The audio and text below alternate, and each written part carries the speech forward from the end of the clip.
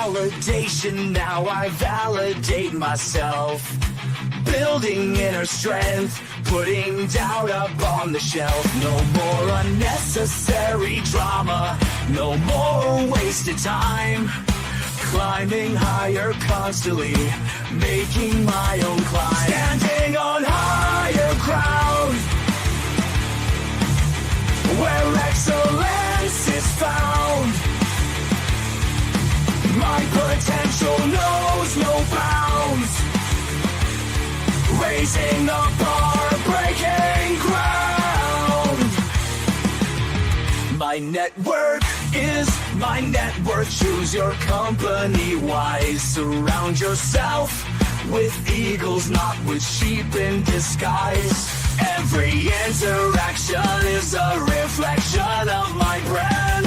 Quality over quantity, that's my personal command. Standing on higher ground,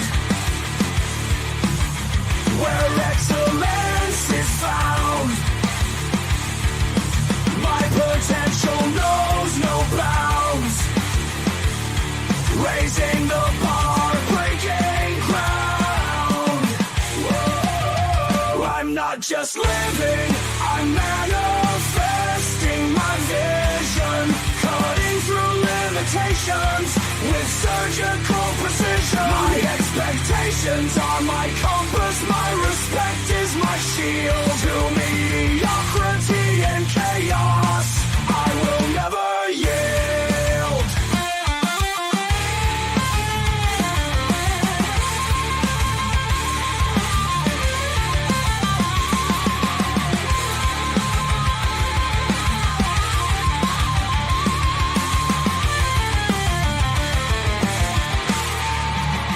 I'm not just living, I'm manifesting my vision. Cutting through limitations with surgical precision. My expectations are my compass, my respect is my shield. To mediocrity and chaos, I will never yield.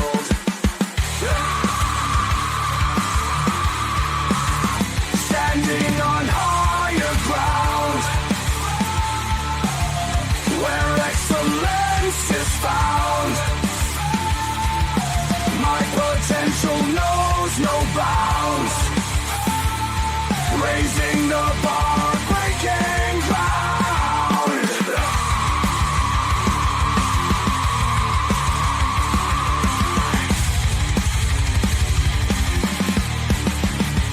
I'm not just living, I'm manifesting my vision. Cutting through limitations with surgical precision. My expectations are my compass, my respect is my shield. To mediocrity and chaos, I will never yield. How you doing, ladies and gentlemen? Welcome to This and That. I'm your host, Xander, where we're talking about this, that, and everything in between. Trying to get things started. I was sitting, I got lost track of time. I was sitting in the chair like, damn, I was supposed to start 15 minutes ago. All right, so look, y'all, I just heard some stupid stuff, and I really hope it was AI. Did they just name the ducks? Instead of Canadian ducks, Donald ducks. These folks are wilding out over this Lake Ontario, Lake of America thing. I'm trying to tell y'all, I have been having a blast with that. I didn't verify that as official, like they're renaming the Canadian ducks to Donald ducks, but I'll do some digging on that, and I'll let y'all know tomorrow when I have to verify if that's a spoof or if they really did go that route, because AI is something else. When I see something that don't look like that's something legitimately something that they would do, I gotta go back and verify. But I seen it and I was like, bruh, they going ham. But anyway, y'all, we here on This and That, we go live 7 nights a week. We do not let the sun rise without going live, but we don't always start on time. Today we're about a half hour late, and that's why we ask you guys to like, subscribe, mash the reaction buttons while you're here. Hit the notifications before and after the show so that you guys can be updated on all the shows that we got going on. We have an archive of videos on YouTube side of things, well over, I think, 1,500 videos, where we give you guys all the detailed information that you need to be successful. We also ask you guys to go take a look at the membership over on the YouTube side of things, because we're releasing content every night of the week, to give you guys more in-depth information about what's going on with the topics that we cover.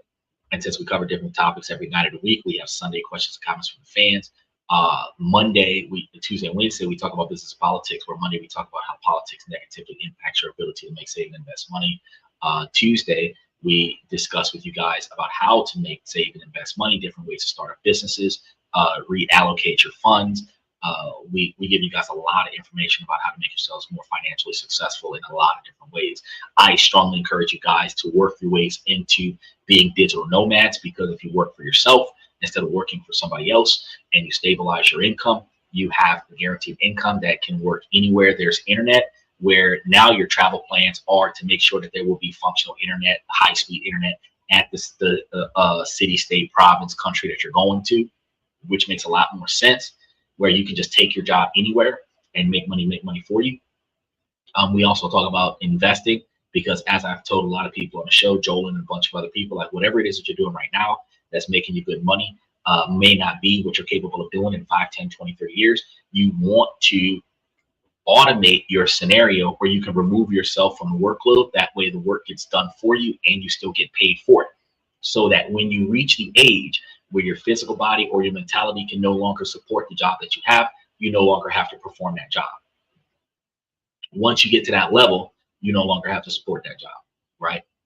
And if you put your money away in a more effective fashion, where you have the capabilities of building a decent nest egg, you have the ability to retire early, where you can spend more of your life enjoying your future instead of working until you die. We cover that as well. Then on Wednesdays, we talk about different countries around the world that you can potentially live and also invest in. Thursday, Friday, and Saturday. Today is Saturday. It took me a while to figure out what day of the week it was, because I thought today was Sunday for the longest period of time. But today is in fact Saturday, and today would be the day that today, as well as Thursday and Friday, we talk about self-improvement, personal development, relationship topics, socialization, negotiations, building your brand. Then we talk to you guys about promotions, raises, retirement, forced retirement, severance packages, termination, and building your 20 and 30-year plan. I know that's a lot of information. I tell you this every day of the week, just in case you guys are new. And the reason why I do that is because I want you guys to understand that situationally, each topic has a theme for the day. I expect you guys to stay on topic. And then on Sunday, it's a free-for-all for questions and comments. So if there's something that you want to learn, if there's something going on in your life, anything in your life that is inside of your control that you don't like, that you need like a second opinion on how to conquer that, let me know. If there's something in your life that's outside of your control, or you think it's outside of your control, but you haven't really realized that you do actually have more control over it than what you think, you bring that to my attention. I can give you guys some information about it. I ask you guys to write down your concerns, put them in the comment section, message me after the show, or save it for the topic of the day, and then bring it up during a theme topic. So if you want to talk to me about relationships on the day I'm talking about relationships, that's fine. You want to talk to me about relationships on the day we're talking about money, that's not fine. You want to save that. Yeah, on a day that I'm talking about relationships, you want to talk about money, that's not fine. You want to save that, because we talk about money half the week, we talk about relationships the other half of the week, we talk about fixing yourself on both sides of the week, and then, like I said before, that free-for-all on Sundays. So with that being said, today we're supposed to be talking about why the rich never use 0% financing. And we're going to be able to determine how you guys find yourselves getting scammed into or roped into signing up for these 0% financing situations. And it's really a marketing tool, but we're going to be getting into the details of how it negatively impacts you and then what you can do to get out of it. So if you guys have any questions, today will be the day where we're talking about interest, bad interest. We're also talking about financing. So like questions are going to be kind of around that today, if you guys understand. So special shout out to everybody that's coming in on TikTok side of things. We got a couple hours for you guys. And then if you guys got something that you guys want to throw in, feel free. And this is a highly interactive podcast. So as I see your comments, I will try to address them if they're appropriately structured questions on appropriate topics, which means that today, since we're talking about financing, all of your appropriate topics will be about financing. So what if I told you guys that financing, 0% financing, isn't just for people who can't afford to pay in cash. And funny thing, financing is not for people who can't afford to pay in cash. However, people who already established their credit, already got a line of credit, but they don't have the cash on the day and they want to go and buy something, they typically use their credit cards. 0% financing is for approved credit lines only. And typically that is for individuals that are well over a 610, not 610, well over a 720, 750 credit score. That's usually the guys that benefit from 0% financing. But some people in like the 690 or 700 range might slide in there. You know, we're looking at like very few people have that. Like the top 10% of good credit has that. But any type of offer that is going to give it to people that have less than a 700 credit score, there's conditions as to how you qualify for that. But it's not just for people who can't afford to pay for stuff, right? So what if I told you guys that for some financially savvy people, it is a strategic tool to get ahead by using the bank's money for free? Because when they front you capital with no interest, that allows for you to pay for something now that you otherwise don't either have the money to pay for it or don't want to pay all of it towards it today, but you have the ability to use somebody else's money to receive the benefits of the service or receive the benefits of the purchase today and give them the money for it later, right? Now, this can happen with 0% financing on buying a car. This could happen with 0% financing for 6 months on repairing a car. And you understand that while 0% financing for buying a car isn't all that fantastic, because eventually that you're going to still owe money and the thing is going to be there, because they're going to say 0% financing for either the first 6 months or the first 12 months, and the other 6 years, you're going to be paying interest on that bitch. It is what it is. Some might say no money down for a number of months and 0% financing, which means that the interest accumulates for a number of months and then you start making payments. That's not what we're talking about. We're talking about benefiting from, you ain't got to pay today, you got to pay later, but for a period of time you're not going to have interest. That's why I say, you know, $5,000 or $7,000 worth of car repair, snap financing will give you 0 interest for the first 6 months. They break up your monthly payments. If you exceed the 6 months, you start dealing with an interest payment. But if you pay it off within the first 6 months, you don't have the interest payment, stuff like that. So you get your car back today, even if you don't have enough money for it. But if you don't pay them within the timeline, you start getting interest. But if you pay it off, like you get it today, you pay it off in 2 months, you're driving your car and you're paying on the loan, but you're not paying any interest. So you get extra money for free.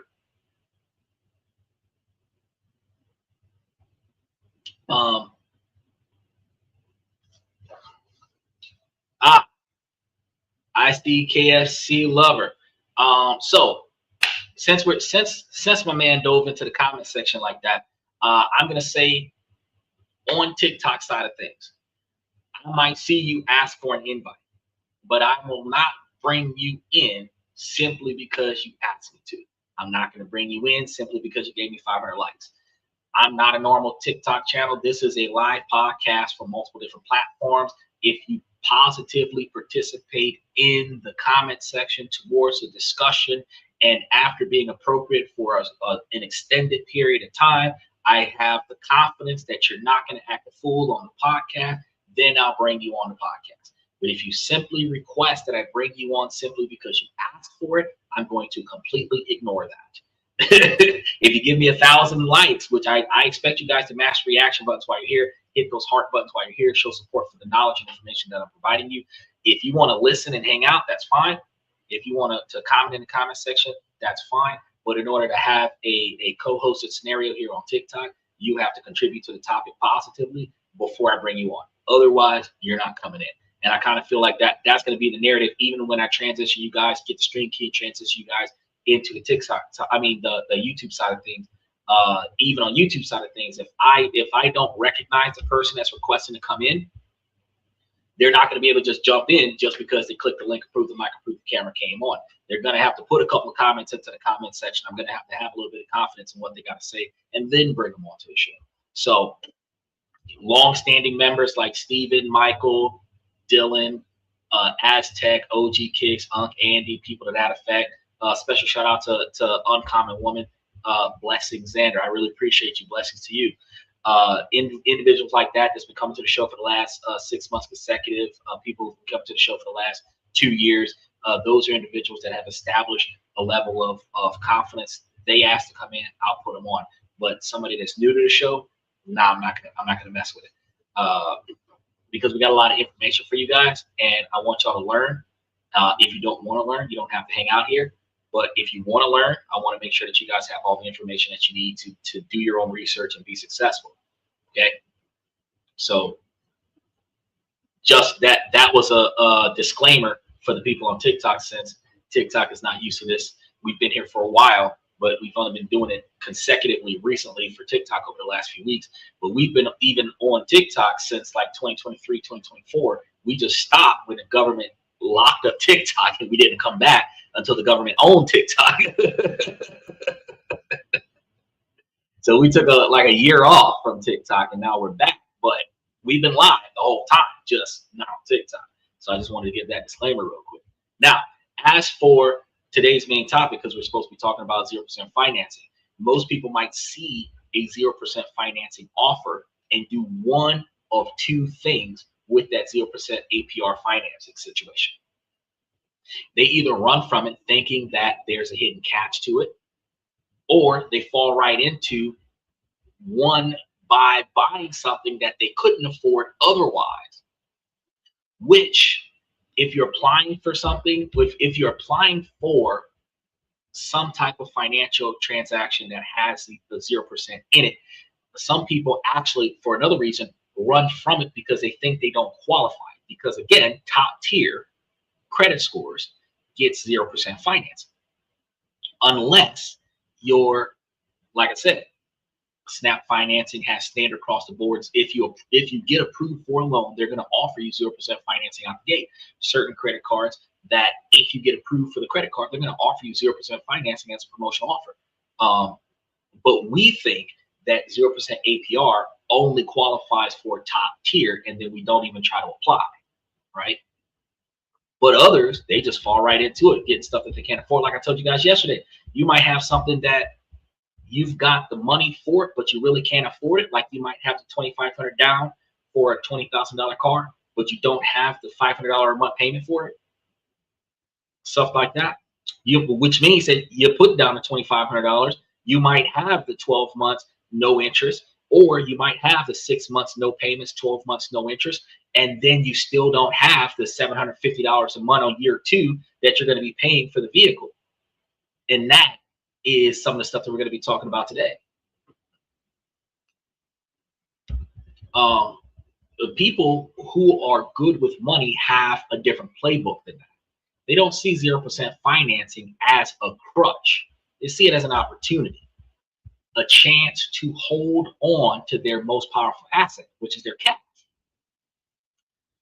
The common advice is to avoid debt at all costs. Michael talks about this on a regular basis. He says, like, cut up all your credit cards and go strictly to cash, but that's not the thing. Your cash, your transactions should be passed through, meaning that you only utilize on your credit card what you have the cash to pay back your credit card before the end of the billing cycle. You're not carrying debt from month to month. If your billing cycle ends on the 20th of the month, your billing cycle on the 17th should have like $2 or less as the balance. But if it rolls over on the 20th of the month, on the 21st, you can put 80% of the maximum limit of your line of credit back on your credit card.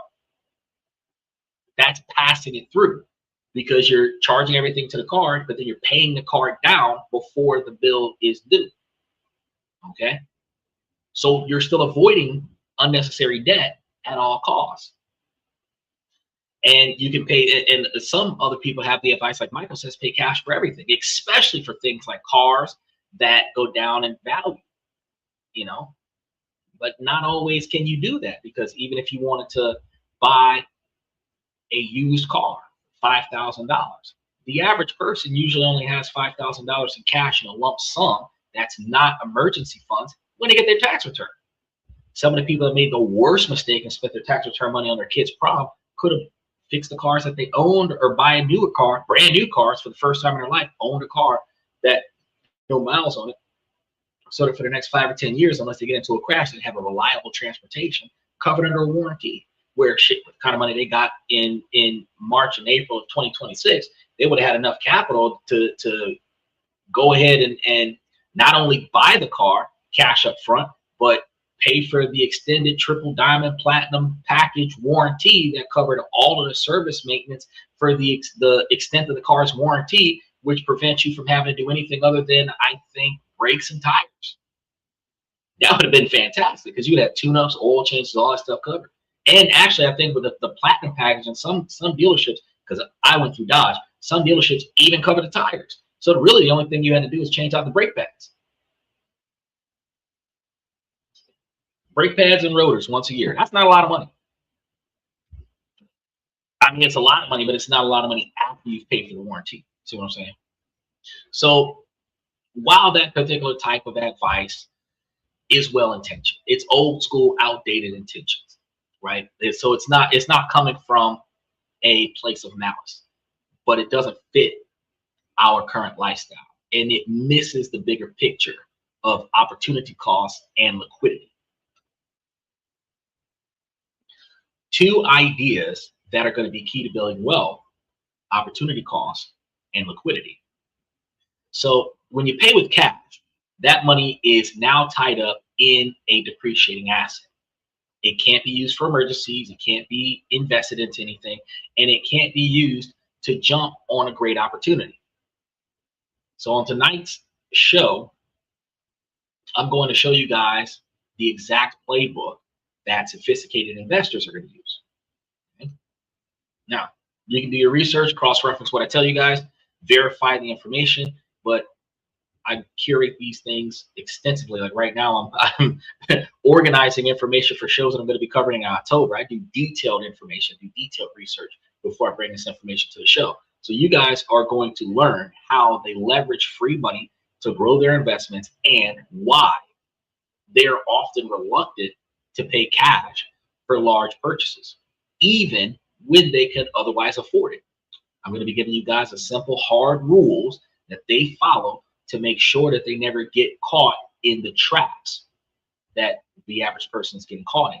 And by the end of tonight's show, you'll no longer see a 0% offer as just a sales gimmick, but as a strategic financial tool that you can use to your advantage. And I kind of want a side note.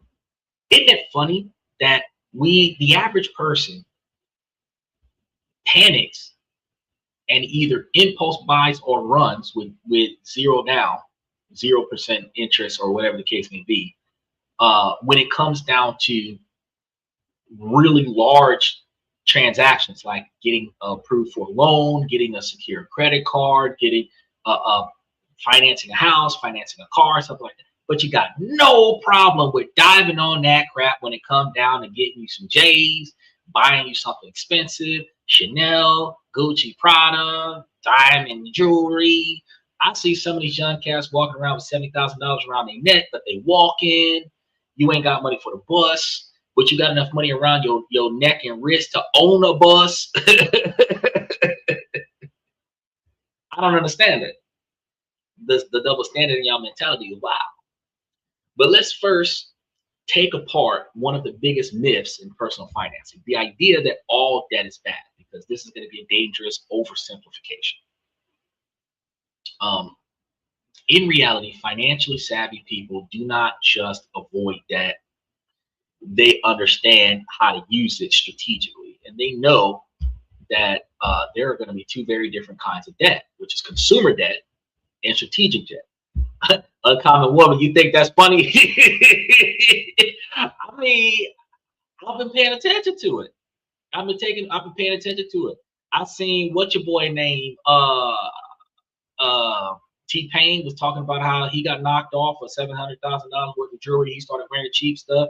Tyrese, he was talking about how he don't wear nothing real no more because they robbed him of his stuff one day. It's just like, but they be wearing hundreds of thousands of dollars worth of jewelry. And the rap artists and actors that usually the minority ones are the ones that floss it. They're the ones that's wearing all of the expensive jewelry and stuff. Usually the non-minority ones might have on a really nice suit and some pretty decent shoes, but you don't see jewelry all over the place. It's usually the people out the hood that got rich quick. They got rich too quick.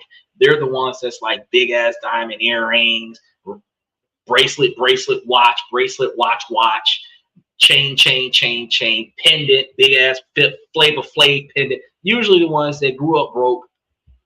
Now they got more jewelry on them than a jewelry store, and they got more money than the apartment complex cost that they live in, but they still live in a Section 8 apartment complex. They got more cars in the front yard than code enforcement will allow them to have. And all of those cars combined could have bought them a whole house, but they're still living in a Section 8 apartment complex. You know what I mean? They don't spend their money the way they're supposed to spend their money, but they will dive on any deal that they can get. A 24 karat gold herringbone chain necklace. They'll go grab that bad boy from the mall. $5,000, $10,000. You 18, 19 years old with a $10,000 24 karat gold herringbone chain around your neck, but you walking to catch the bus. You ain't even got enough money to pay your community service. Your probation officer looking for a payment. You between the jewelry around your neck and your ankle. I be trying to figure out what people's mentality be at. Because your gold chain could have paid you a private attorney and you could have got off that charge like OJ, but no, you got a public defender. You still got the chain around your neck though. I don't understand. They care about your stuff is fake. I'm sitting over here looking at them like I'd be damned if I waste $1 on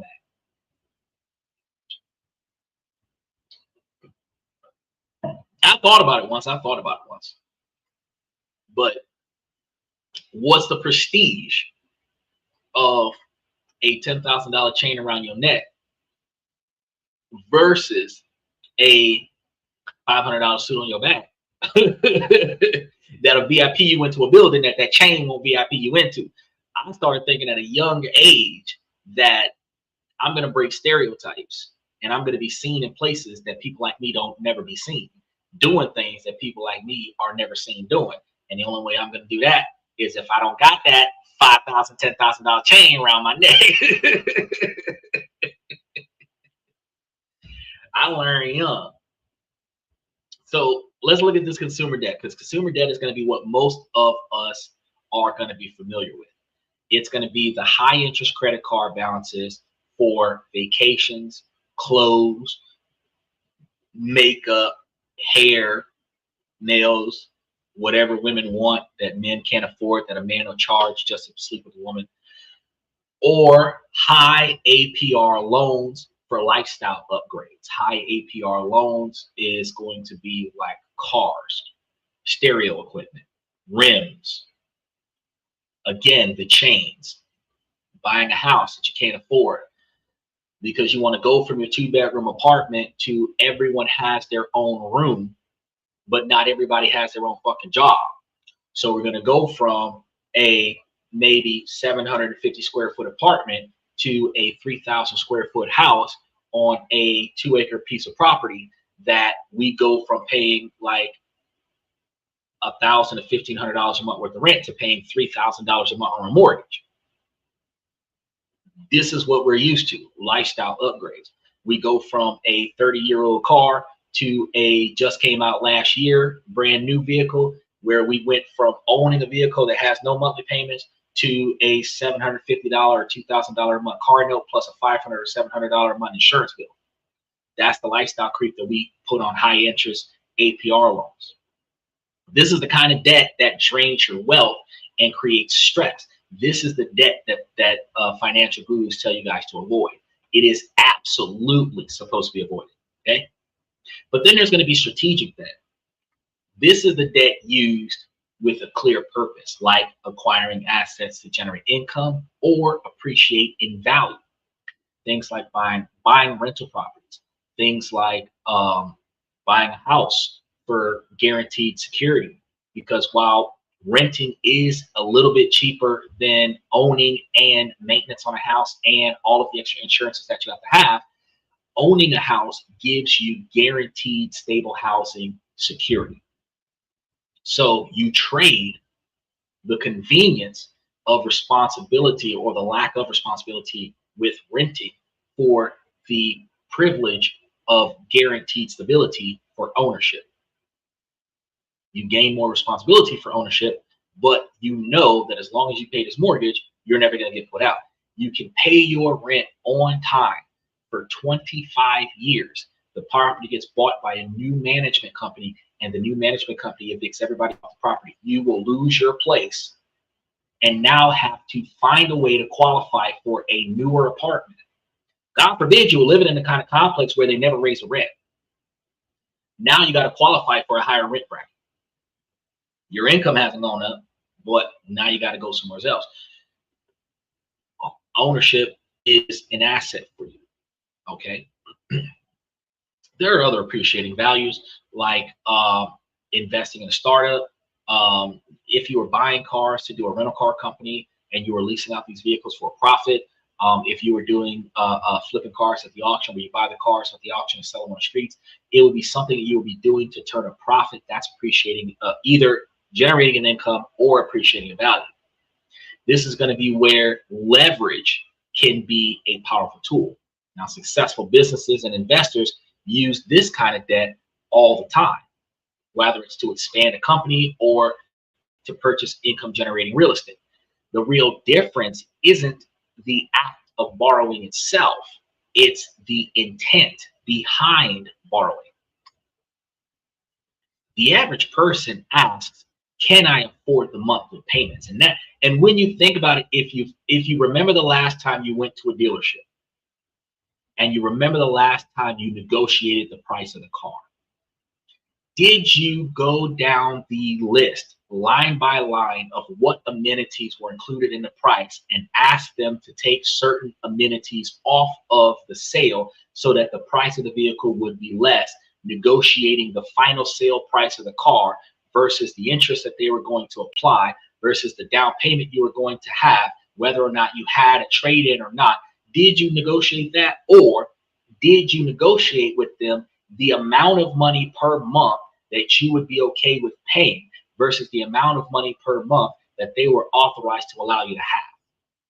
Because if you were negotiating the latter, you weren't negotiating the price of the car, you were negotiating how much money you could afford to pay per month. You ask for something closer to $250, they tell you, look, the best we can do is $325 per month as your payment, not how much the car was worth. Think about it. You guys didn't negotiate any down payments, you didn't negotiate any rebates, any discounts, nothing like that. All you negotiated was how much your monthly payments were going to be. They always insist, don't worry about it, don't worry about it, don't worry about it. Bro, you got to force them to show you an itemized list of the car, what's it cost, what's included, what comes out of the cost of the car, everything, including taking the decals off the back of it. I don't want the dealership logos on my vehicle at all. That's advertisement for the vehicle, for the dealership. If you're going to have advertisement on my vehicle upon sale, you need to compensate me for advertisement. The whole 9 yards. Y'all need to be negotiating all of that as far as the price. Because when they put Tom Moore Chevrolet on the back of your Chevy and the license plate cover that has the dealership and the dealership's phone number on a license plate cover, that's free advertisement for them. You should be charging them for that when they sell you the car. Hey, take $2,000 off the price of the car to keep that stuff on my car. And then after you buy the car, you peel that shit off. But not too many people do that. Now, the strategic borrowers, what they're going to do is they're going to ask, does this debt put me in a better financial position, or does it just cost me more money? This is going to bring us to the advice. The true advice that you need to pay attention to: never finance a depreciating asset. On the surface, it makes sense. Why pay interest on something that's going to be worth less tomorrow? But this advice often fails to consider the opportunity cost of your cash. So when you pay, say, $40,000 in cash for a car, that $40,000 is now locked into a piece of metal. You haven't lost it. but you've lost the liquidity, the ability to access that cash easily. So what if a great investment opportunity comes up next month? What if you have a medical emergency? That cash is now in the form of a car. It isn't ready to help. This is going to be like a really interesting paradigm shift, because financially savvy people see cash as a tool for creating more wealth and providing security. So they know liquidity is going to be power. It gives them options and flexibility. It's like if you were driving in Florida and you ended up on a street that has tolls. Back when it was throw coins into the toll thing and keep it pushing, before they started doing a sub pass and taking everybody's license plate and mailing them tickets. If you had cash in the car with you, it was easier for you to go through those tolls. If you had credit cards, no cash, you would be stuck at the toll. You'd have to turn around. You'd have to find a way to safely turn around and go back the way you came, so that you didn't have to pay for the toll. Or hope that the person behind you can throw some change in so that you can get through the toll booth, right? Having cash is powerful for you. Because of this, wealthy individuals are going to be hesitant, more often than not, to part with a big pile of cash for a single purchase, especially when a cheap or free financing option is on the table. So the idea isn't to use 0% financing to buy a fancier car than you can actually afford. That's a trap. This playbook is going to be for people who are already in the position to have the cash to buy the item outright. So you've got $15,000. You might want that $180,000 BMW. You might want that, $75,000 Maserati. You might want that $175,000 Land Rover, and that $15,000 might help you with the down payment towards that vehicle. But you got 15 grand, you can go buy you a Nissan Versa or a Kia Soul or a Toyota Corolla hatchback or something to that effect. Nissan Altima, Nissan Maxima, a Miata, something under 20 grand. You probably buy it cash up front. In that dynamic, instead of running out there getting you a fancy luxury car, you can just go get you an affordable economy car. Buy the economy car outright, or finance the economy car 0% down, because they're talking about 0% down a lot of the times 12 months, right? And with that 0% down for 12 months, you would overpay for the 12 months and pay it off, which benefits you because you didn't give them all the money at once, but you stagger the payments and you get rid of the debt before interest is charged. That's just one way, hypothetically. Now, instead of spending your own money for financially savvy individuals, we would use the bank's money for free. While our cash, the investor, is going to stay with us, okay? And it's ready to be put towards something else. It's a subtle but profound difference in mindset that separates a consumer from an investor. Before we start using the playbook, we have to understand the game. Not all 0% offers are the same. There are two completely different products often sold under the same banner, and confusing them can be very expensive mistakes to be made. The two types are true 0% APR and deferred interest. So let's start with true 0% annual percentage rate, APR. This is the kind of financing that you typically see from financing arms of major car companies like Toyota, Financial Services, or Ford Motor Credit. When they offer 0% APR for 60 months, it usually is a straightforward loan. You borrow the principal, say 40 grand, you pay it back in equal installments over the loan term. A 60-month loan would be $666.67 per month. And at the end, you will have paid back exactly $40,000. No hidden interest is piling up in the background. That's 0% interest. If you make a late payment, you'll likely get hit with a late fee, and consistent late payments could, depending on the contract, cause you to lose the promotional rate. But the loan is typically structured to be fully paid off by the end of the term. And this is going to be a clean, transparent loan, structured, and the primary tool in our playbook, which is what we're looking for, right? Transparent loan structure. That's what we're looking for. Now, let's talk about that deceptive cushion for the alternative style of 0%. It's deferred interest. And I know that we've talked about this with student loans. Subsidized loans are deferred interest versus unsubsidized loans are non-deferred. It's deferred payment, but not deferred interest. You usually are going to see this offer from retail stores on big purchases like furniture, electronics, or appliances outside of subsidized student loans. The marketing language is going to be slightly different, and you have to listen carefully. Instead of 0% APR for 12 months, it will say something like no interest if paid in full within 12 months, right?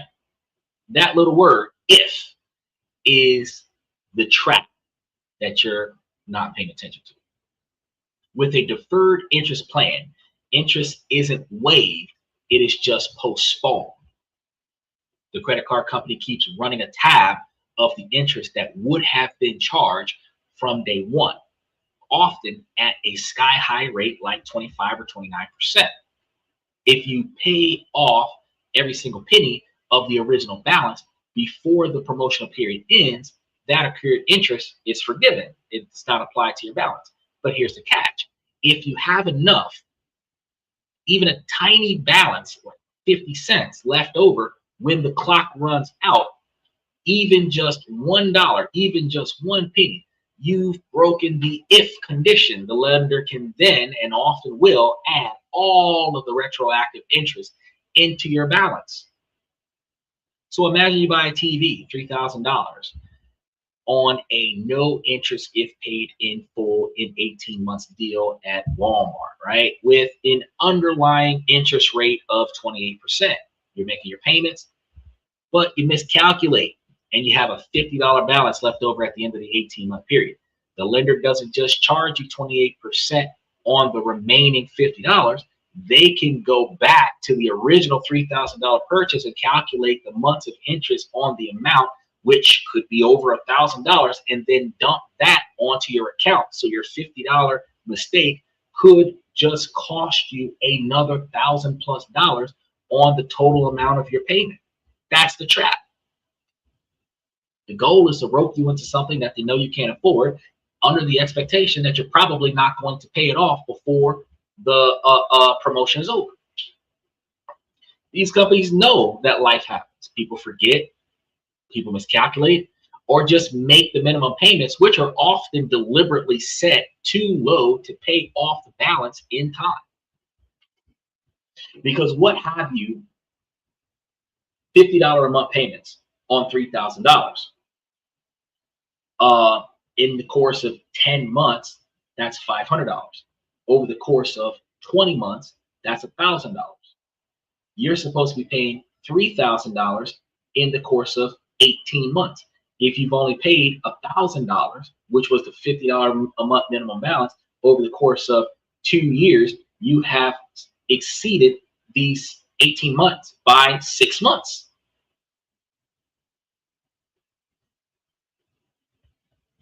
Not too many people think about that part. Even if you were paying $100 a month, you would have gotten to about $2,400 over the course of 2 years. So to recognize that $3,000 had to be paid off in 18 months, you would likely have to be paying $150 to $200 a month, even though the minimum balance expected to be paid was $50. They do that on purpose. So for the rest of the discussion, when we talk about using 0% financing strategically, we're not talking about deferred interest. We're talking about true 0% APR loans. So when you're trying to apply for a loan and you see 0% APR, you need to read the fine print. The asterisks and then a little wording at the bottom that's too hard to see. Zoom in on your cell phone, zoom in on your computer, find you some reading glasses and zoom in on that to make sure that you are not looking at a deferred interest, that you are looking at a true 0% interest during whatever promotional time that the interest is there. This is going to be where the theory will meet the real. Special shout out to Michael. He says new bicycle, pedal yourself to work, save money for a used car, 0% financing. Oh, well, you don't technically need a new bicycle. You can always go to a pawn shop and get you a used bicycle for like $25 to $50. You can pedal yourself to work that way. And then if you, instead of dealing with like 0% financing, you don't always have 0% financing. You can go to some buy here, pay here's, and instead of working on shaving off a lot of the price of the car, you can negotiate the interest rates on the car. And that's funny because we don't usually think about that when we go to a used dealership that's buy now, pay now, pay now, or buy now, pay later, buy here, pay here, whatever, however you want to word it, where in-house financing is basically what it is. They never tell you what the interest rates are. They literally talk to you about how much the total balance is going to be on the vehicle, and then how much you're going to put down. That's it. You find out about the interest rates after the fact. They're buying the car from an auction, doing a little something to it, putting it back on the road, usually selling it for double, if not 3 times more than what they paid for. Instead of negotiating all of this extra money down and negotiating all of this extra money to be taken off the total price of the car, why not instead negotiate down the interest rates is going to be applied to the car, because it's at their discretion. There's no such thing as a company policy in a buy now, pay later when it's a small mom and pop shop where the owner of the building is negotiating the deal with you right now. So you bought the car from the auction, you're selling the car. We can talk about some interest rates, right?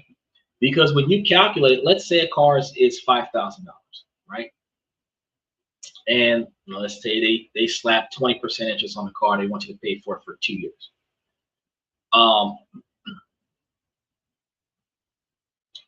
20% interest is likely going to be about $1,000 worth of interest over the course of every year that the car still owes money on it. So you might end up spending like $7,000 on the car. They can tell you, oh, well, you know, we'll take $2,000 off the price of the car, drop it down from 5 to 3. But I mean, you still put 20% interest down on that, and you're likely going to be spending something closer to $750,000, which means you're still going to be really close to like $5,500. But they're going to want you to put a large down payment down today. Why not say, look, I'll give you the regular $500 or $1,000 down for the car, and instead of you shaving all of this extra money off the top of the car, I want you to drop my interest rates from freaking 20% down to like 8%, right? Which will do you better in the long run. Michael says, no true 0% financing, interest to attached to the payments if not paid within the time amount. Yeah, you're catching up, Michael. We talked about that 30 minutes ago. There is, in fact, true 0% financing, but you have to read the contract to be sure that it is 0% financing. You're recognizing deferred interest in a no interest paid if paid within 6 months or if paid within 18 months kind of situation, which is what we already discussed on the show. You got here a little late. It is not, okay, so interest rates are factored into the monthly payments, and it is usually front loaded where 60 to 80% of the monthly payments in the beginning of a loan is the interest, which is one of the reasons why you negotiate down the interest rates. Because if you negotiate down the interest rates and they say, well, you know, you're going to give me like $250 a paycheck or $250 a month, whatever the case may be, it's like, yeah, that's fine. But if we do that at 8% interest instead of 20% interest, the car is actually cheaper. More money towards the principal and less towards the interest, right? And less of a requirement for a down payment. Otherwise, buying a cash up front might be your best bet.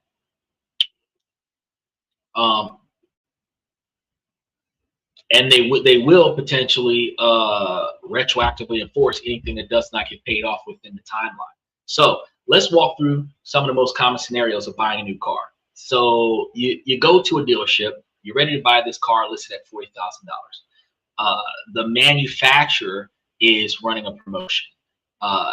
You can either take a 0% APR financing for 60 months, or you can get a $3,000 cash rebate.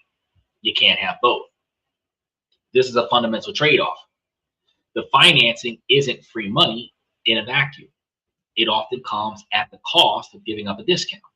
The question is, which option is the better deal for you? Most people guess, but we're going to do the math. To do this, we need one more piece of information. What interest rate could you get from an outside lender like your own bank or credit union?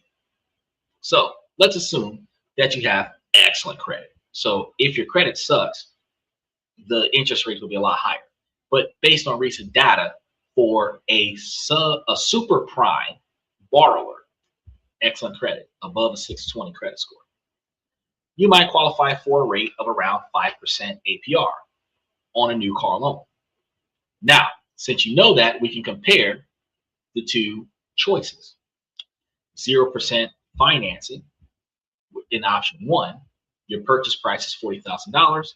The amount financed is $40,000. 0% financing, monthly payments is about $666.67. Total cost you pay is $40,000. Simple and clean. You pay the sticker price over 5 years. Option two, you take $3,000 rebate in financing. Net price, $40,000 minus $3,000, which is $3,700. That amount will be financed by your 5% interest rate that you can get from your own personal bank, not the dealership's bank that's going to charge you even more. The loan term is still going to be 60 months. Using a standard loan calculator, the monthly payments for a $37,000 loan at 5% interest for 60 months is going to be about $698.24, which is about $31 or $32 a month more than 0% financing. Your total payment after 6 months will be about $41,898.40.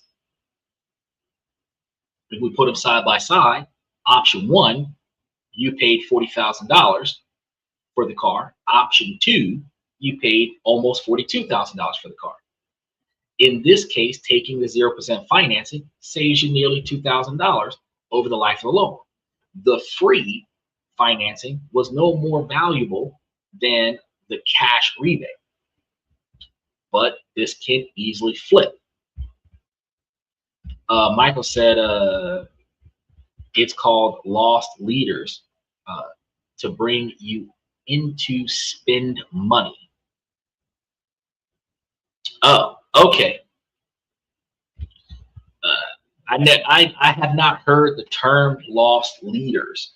I've heard of the bait and switch method or the foot in the door method, where they lead you on like a carrot and stick scenario, where they lead you on with something that you would preferably be enticed by to get you to show up, and then they talk you into the deal, and then they lock you into something that you otherwise don't benefit from. But lost leaders, that's a good concept that I'll have to look into. But let's flip the script real quick. If the rebate was, say, because we've seen this before, $5,000 down, or if your alternative interest rate was only like 2%, the rebate would be the clear winner, because the rebate would save you more money than the interest rate. The only way to know for sure is to run the numbers every single time. and you would have to run the numbers before you agree to the terms. Now, let's add the savvy playbook layer. Now, remember the strategy for someone who already has the cash for $40,000. By choosing option one, you have a $667 monthly payment, but you also have $40,000 in cash that you didn't spend. What do you do with the cash? You don't let it sit in a checking account. You put it to work. Special shout out to OG Kicks. OG Kicks says this and that. The best intro on YouTube, and I'm standing on it. I'm not gonna lie. When Valentino Music from Switzerland was making the theme musics for this show, he gave me a choice to pick the genres, and I made it clear that I wanted it to be the distributor's choice, because I would have did something like some country rock or some R&B and soul kind of thing. I would have kind of mixed it up with some like blues, hip hop kind of Motown, whatever, and it kind of would have been like a racially driven historical background kind of theme kind of situation. Guy comes out with rock, metal. I'm sitting over here feeling like a WWE superstar when the music is playing, and I'm like, that's exactly what I wanted. Had I chose, you would have heard the music, seen the host, and said, figures. The music that you listen to now, you don't think, oh, that's what's going to be here. You've been sitting there rocking out, then you see me and you're like, really? Like, I would not expect one of those people in a mosh pit. I'm not in the mosh pit. I'm off to the side, but I'm close to the stage. I'm not about the stage dive, but, you know.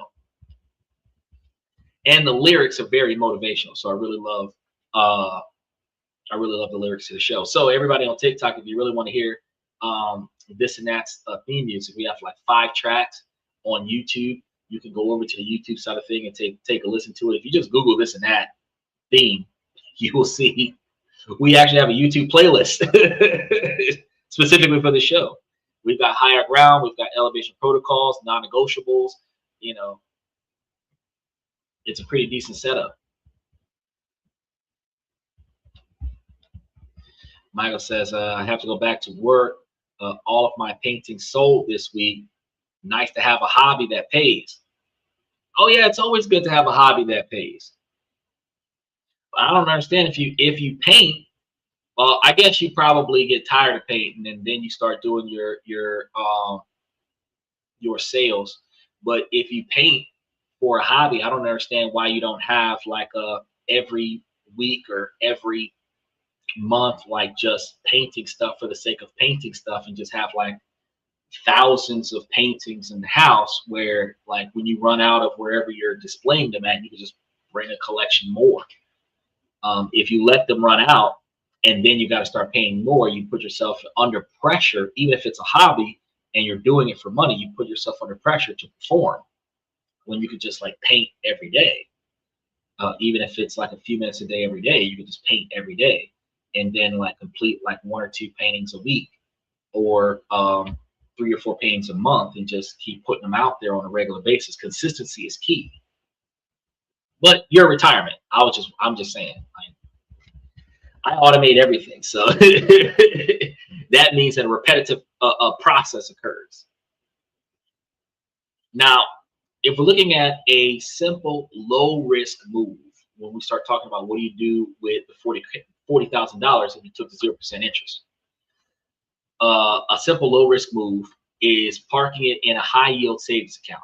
Doesn't produce a lot of interest. High yield savings accounts rates fluctuate, but it is not uncommon to find rates at or above 4%. Right now, that's not possible. They're really close to 3%, 3.5%. But let's say you found one that was offering like 4.15% APR. In the first year alone, your $40,000 could earn approximately $1,660 in interest. Now, you will owe taxes on the earnings, and the principal earnings interest will go down as you make payments, still the principal holds. Your cash is now generating income for you. You are effectively arbitraging the difference between a 0% loan and the rate that you can earn on your cash with your investment. You've turned your car purchase, which is normally just an expense, into a situation where your capital is still working for you. Now, I can go one step higher and say, well, instead of dropping it into a high interest savings account at 14%, what if you dropped it into a brokerage account at 10%? That $40,000 will be giving you $4,000 a year. Still paying taxes on it. Still going to get you some decent quantity of money back. But now you can take that money, because let's think, $667 a month would be upward of $6,667 a year, which would be like $2,000 more than the $4,000 that you would get back at 10%. So you can literally make more money than you owe and start paying it down. This is the mindset. Michael says you paid $12,000 in interest on a loan. Not under the loan, the example that we gave, because we said that you borrow money for no interest for the car, then you invested the money for profits. So that $12,000 that you're talking about is actually $12,000 of profit that goes towards your ability to pay off the 0% loan.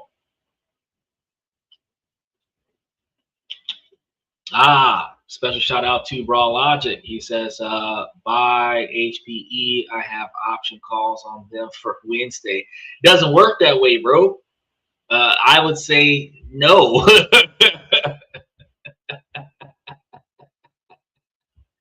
No. You be coming up in here telling people to buy XRP and all this other reckless stuff, and you got worse financial advice than FX Trader. No, don't buy HPE stuff. That's the last thing that you want to do. What value do you have with HPE stock besides the fact that you're trying to get rid of it? So you're trying to convince a bunch of people to buy it. What's the P&E? What's the this quarter's payouts that they have? Is the profit margins that they've got? How long has the company been around? How often have they paid their dividends to their shareholders? Do they even pay dividends to their shareholders? You know, are they a blue chip company? Do they have year-over-year growth? Or you're just telling everybody to buy it because you own it? He said, no, but in June, right before earnings, HPE, it went from 37 to 61.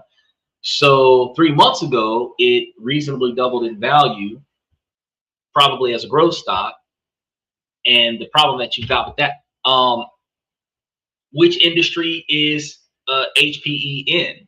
Because we're talking about interest rates, and you dove in and talked about stocks, which is the wrong show. I would say that this topic should be saved for Tuesday, but you're trying to get rid of it for Wednesday. I would assume that I don't even know what industry. I would assume there's tech, but you have to determine, is HPE's increase in share value due to the conflict with the oil prices, or is it something that's stabilized outside of the conflict? Because if that's the case, if they buy it and then the conflict stops, the stock is going to decline. He says there's a pool bag, but now they won their settlement for DOJ in the Jupiter infrastructure. Right now, it trades at 52 and is going to 70. JP Morgan Chase says to buy. Pull back. Okay, so there's a pullback where they reduced their values from 61 down to 52, but JP Morgan is saying to buy because it's projected to perceivably end up at 70. I'll have to do some research on that, guys. and then I'll be able to let you guys know about that tomorrow if that is a reasonably good idea. But I can tell you that out the gate, just because somebody says, "Oh, run over there and go and buy it because I'm selling," nah, nah. If you picked it up at 37 and you're trying to sell it right now while it's at 52, hoping that people are going to buy it on its way up to 70, then you have a covered call on a stock that you're hoping doesn't drop below 37 before you sell it. That doesn't give confidence to the buyers. And then if it is on its way back down where it's projected to eventually end up at 70, if it sells lower, or they buy it lower, or they buy it higher and then it goes lower, then they'll end up losing out simply because like you're like, hey, buy my stock. No, don't buy their stock. He says Wednesday is earnings, but Dell will push them up on Tuesday because on Tuesday it's Dell's earnings. Well, then if that were hypothetically true, then the best day to buy would be Monday, if it were true. And then since the dividend earnings would be qualifiable, the ex-dividend date would be qualifiable on Wednesday. If that were true, then the next sell date would be Thursday, where you get in there, get your dividends, and get out. You're buying in low on Monday and selling high on Wednesday. But, like I said, I'm going to double check after the show, because today we're talking about interest rates when I talk about stocks. Today's not Tuesday. Tuesday, we talk about how to make, save, and invest money. Today, we're talking about how to navigate 0% financing. When is it beneficial for you and stuff to that effect. So I will, for the sake of, because Sunday is questions and comments from the fans, random questions, random answers, I would look into it and I'll be able to provide you a definitive answer for tomorrow night's show, since you brought it up. He says SMCI did record-breaking sales, so did it Nvidia. So we have the roadmap. We know we're down on HPE are going next week. Well, if that's the road that you're going down, I do know that I talked to you guys earlier this week about Nvidia supposedly doing something with real estate where they're putting nodes in. Special shout out to Jesse Talks. How you doing, Jesse? Nvidia's putting nodes or data centers into single family homes. So I was looking into that, and with that particular type of expansion, they may be having a lot of development and profits from development. So I would look into Nvidia, but like I said, I'm going to look into HPE, and I'll give you guys some information on that tomorrow. So I'll be looking into HPE after today. But today we're talking about interest rates. So we're gonna pause on your discussion about stocks, and we're going to go back to our discussion about interest rates. And then maybe tomorrow we might entertain your discussion about stocks, or on Tuesday when we actually talk about stocks. His last comment that I'll entertain for today is in addressing Nvidia.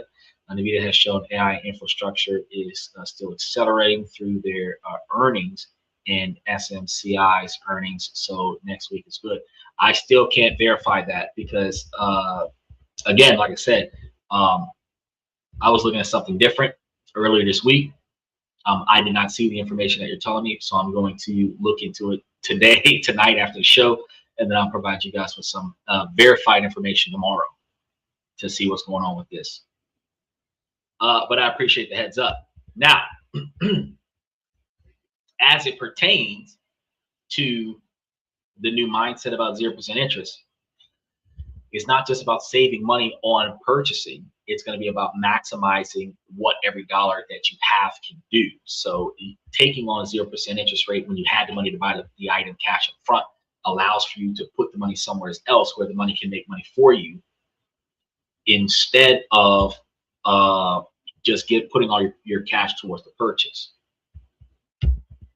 I appreciate that. Hey, look, the whole logic behind it, for our logic is that the topic of the day should be the topic should be the side topics that we talk about.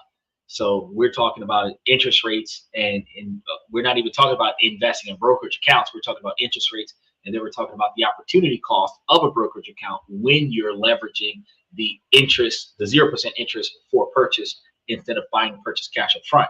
So your side topic about interest, well, your side topic about investment opportunities on the you could have invested is kind of a complete strawman topic that's deviating too far away from the main topic. So, you know, with respect to the fact that you're a longstanding member of the show, I just wanted to make sure that you knew that we were straying too far away from the main topic. Michael says deferred interest, about 20%, don't pay the balance off within the time allowed. At that point, all interest is attached from day one, not wise.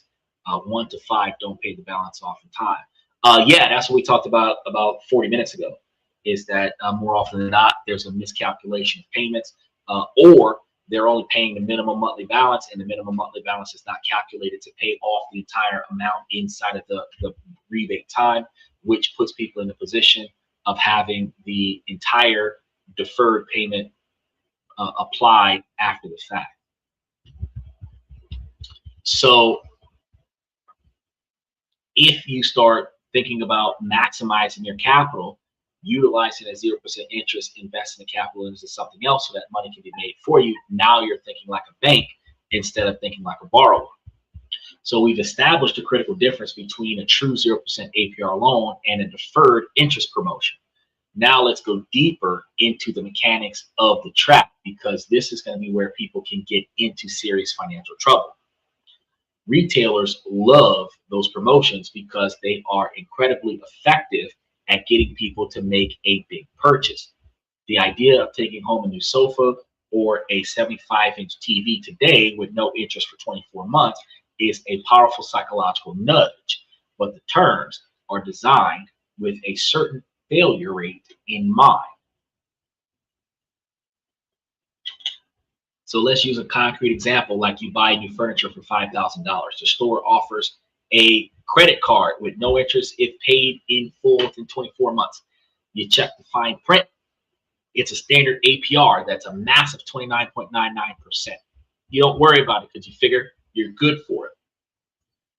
For the next 24 months, invisible interest is occurred in a side account. To avoid paying it, you must pay off the full $5,000 within that 24-month window.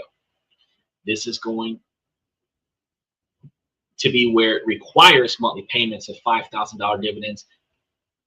So let's look at, or no, it's requiring a different monthly payment. So in order to pay the $5,000 off within 24 months, you will be paying $208.33 a month.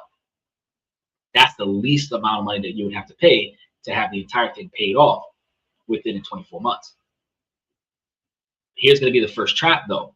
The minimum monthly payment on your statements might only be $50.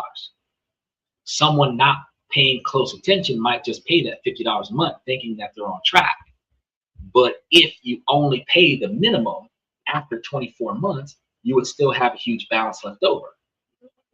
The moment that 24-month period expires with a balance remaining, the promotional offer can be voided, and the credit card company can then take all of that deferred interest that has been building up since day one and add it to your balance. Suddenly, your remaining balance could balloon by thousands of dollars, and you are now paying 29.99% interest on this new inflated amount. It's a debt spiral triggered by following the lender's own model of minimum payment suggestions. How do you protect yourself from that? You want to spot the language. First, learn to spot that key phrase, if paid in full. Because if you see this, you know that you're dealing with deferred interest, not actual 0% interest. Michael says, buy Walmart according to JP Morgan. I don't know about that neither. So I'm going to have to remember, I'm going to remind myself to go and double check HME, and then also go back and check Walmart and see what's going on with those. In the past, I have not found Walmart as an undervalued stock. So I have not found the golden goose of Walmart stock. But the majority of Americans do buy Walmart products or products from Walmart. So it does make sense to put your money where you invest, or invest your money where you spend your money. And if you spend money at Walmart every month, you should probably invest in Walmart, not because of JP Morgan, but because you should invest where you spend your money. If you spend your money in Starbucks every month, every day, every week, you might want to invest in Starbucks stock. If you invest in iPhones and Apple products on a regular basis, then you should invest in Apple stock. So, because if you had Stash App and they had the Stash card that whenever you make a purchase, it buys stock in whatever store or company that you made a purchase in, if they have publicly traded stocks. If you spend money, let's say you pay your phone bill with your Stash App card, every time you pay your phone bill, it'll buy T-Mobile stock. So under that logic, you're not, if you're going to buy Walmart stock, you're not buying Walmart stock because JP Morgan said so. You're buying Walmart stock because you buy groceries from Walmart every week. That would be why you would buy it. Again, internal validation, not external validation. You don't want to make purchases because other people tell you to. You want to make purchases because it benefits you. Right? So, ladies, those of you that are interested in contraceptives and Plan B and all this other stuff, you probably want to invest in the companies that sell those products. Because every time somebody buys that product, you're going to benefit from it as a shareholder. Now, let's calculate those real payments. I want you to make sure that you're doing that when you're looking at if paid in full. You want to calculate the real payments. Never trust the minimum payment. Divide the total price by the number of months in the promo. Maybe you want to do 1 month less just in case. And the reason why I say doing that, let's say you've got a 24-month promotion. And let's say you divide the money up to a 22-month payout scenario, right? Now, hypothetically, that gives you the ability to miss 2 payments and still pay within the 24-month period. Not a lot of people think about that. You're seriously overpaying on the balance, but you're paying enough on the balance where they will give you a pass on the minimum $50 a month.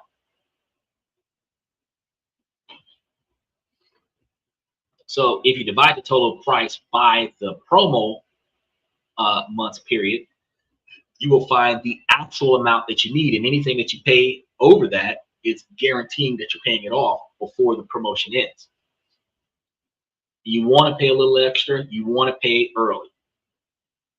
If you've got automatic bill pay, you want to pay a couple of weeks before automatic bill pay kicks in so that there's always a zero balance when they try to trigger auto pay.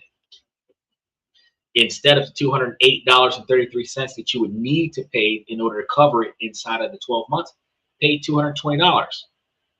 This is going to give you a lot of a buffer. Also, you want to plan to make your final payment in full, a full month before the deadline, to account for any processing delays, because you got to understand, if the account is still active and the balance is not paid off, even if it is at a zero balance pending, when the 24 hours rolls over and you're into the 23rd month, they can still hit you with all this extra stuff. You can try to negotiate it, but if you paid it off in full or paid it in advance, the billing transaction works its magic before the statement is generated, and you don't have to deal with inadvertently getting charged because the account lingered into the 25th month. Automate everything. Set up an automatic transfer from your checking account for the amount that you calculated, not the minimum balance. Do not leave it to memory, because sometimes you can forget. You might charge the same $100 to 2 different items, not have enough money to cover the scenario, and if you, like I said, miss too many payments, you end up voiding the promotion. Deferred interest offers can be used to your advantage the same way 0% financing can, but you have to be extremely disciplined about it. You are walking a high wire, and the penalty for a single misstep is financially severe. So Guys, halfway through the show, if you're finding this breakdown useful and you're starting to see how these financial tools really work, do me a favor and tap that like button, mash those reaction buttons. Show support for the channel on TikTok, Twitch, and Twitter, and YouTube. I said that we're not actually airing on Twitter right now. We're on Twitch, YouTube, and TikTok. That's where we are. Either way, everywhere that you think the show might be, type it into the comment section. You'll find it, and hit the like button, subscribe button, mash reaction buttons, and then go check the membership. Only takes you guys a few seconds, but it lets each one of those platforms algorithm know that the information that we're giving you is valuable information, and it helps the channel reach and empower more people just like you to have more knowledge that is supposed to be common knowledge that aids you guys to make different decisions, not just better decisions, different decisions that directly impacts in a positive fashion the outcome of your objectives. Now, since we understand the landscape, we can assemble the complete playbook. And this is going to be a step-by-step guide for using 0% financing like a savvy investor. So if you're on TikTok, mash those reaction buttons. I want to see a lot of hearts going across the screen. The mindset shift, liquidity is going to be king. This is rule number 1. The mindset shift, because liquidity is king. The entire strategy is going to start right here. I'm trying to not get burnt out. Woo! The goal is not to buy something that you can't afford otherwise. The goal is to preserve the cash that you could have bought the item with so that that cash can be better used for other things that can turn your profit. Cash on hand is your emergency fund, your investment capital, and your negotiation tools. Parting with a lot of it for a depreciating asset should be the last resort, not the first choice. A lot of us run out there and go and get a car because we can barely cover the difference. We got to call a friend. We've got to borrow some money so that we can cover the difference. And it is not bought for what we want it for. Or, well, it's not bought for something that we need. It's bought because, we wish we had it, right? It's a luxury. So this is especially not what we're supposed to be doing when someone will lend you the money for free. You're not trying to get it you're not trying to spend cash as a first resort when you can borrow the money for free. So this playbook is only for the individuals who are purchasing when you already have the ability to make the purchase in full.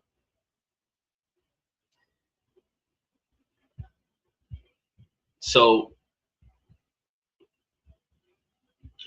taking advantage of a 0% offer when you have the cash to pay the entire balance in full, that benefits you. That is step 1. Rule number 2 is segregated payoff accounts. This is the most critical tactical step. Before you sign any 0% financing agreement, you want to take a full purchase amount. You want to look at that and, let's use our $40,000 car experiment and move it into a separate dedicated high yield savings account. This account does 2 things. First, it is your payoff guarantee because the money is mentally fenced off, but it is already accessible to the payment. Its only job is to pay off the debt, meaning that let's say you borrow 40 grand, you put it in a high interest savings account, and then you have automatic bill pay from that high interest savings account to the bank. The 40 grand is already there, but you're making that $220 a month payment on what was required to be a $208 payment, where the minimum balance that needs to be paid is $50. You're auto moving money from your 40 grand stack to the car payment where you're not paying for it out of pocket. Your broker, your high interest savings account is, and the interest occurred month over month. That increases over time is a profit that you get from the 0% financing promotion. This discipline ensures that you can clear the loan at any time during the loan process, which protects you from the risk. Second, it is your interest guaranteeing engine, because as we saw with current high yield savings accounts rates, that $40,000 immediately starts earning you money every month. The manufacturer is charging you 0% while you are earning a positive return on the principal. And that spread is going to be your profit, even after taxes.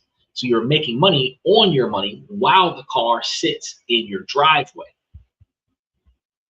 And the profits from the money making money pays for the monthly payments. He says, Michael says 0% finance. I just get a co-signer, then I don't pay it. Well, that does nothing for you nor the other person. If you finance an item and you don't make the payments, they repo the car or qualify the car for repo. It ruins your credit and it ruins the credit of the co-payer. What they will do is, if they cannot get in contact with you while they're still trying to repossess the car, they will contact your co-signer and try to convince your co-signer to pay for your debt. This is one of the reasons why a lot of people do not like to get to be co-signed on somebody's financial debt, because they do not want to be liable for an asset that they have no personal value. But you still have to pay. They can repo the car and still take legal action against you for the difference. We already covered that in court. And everybody tied to the debt will be in small claims court for the remaining balance on the loan after the asset that was backing the loan gets seized. Whether it's backed by stock market or backed by the value of the vehicle that you're driving, as soon as they collect whatever's left over, that's what you owe.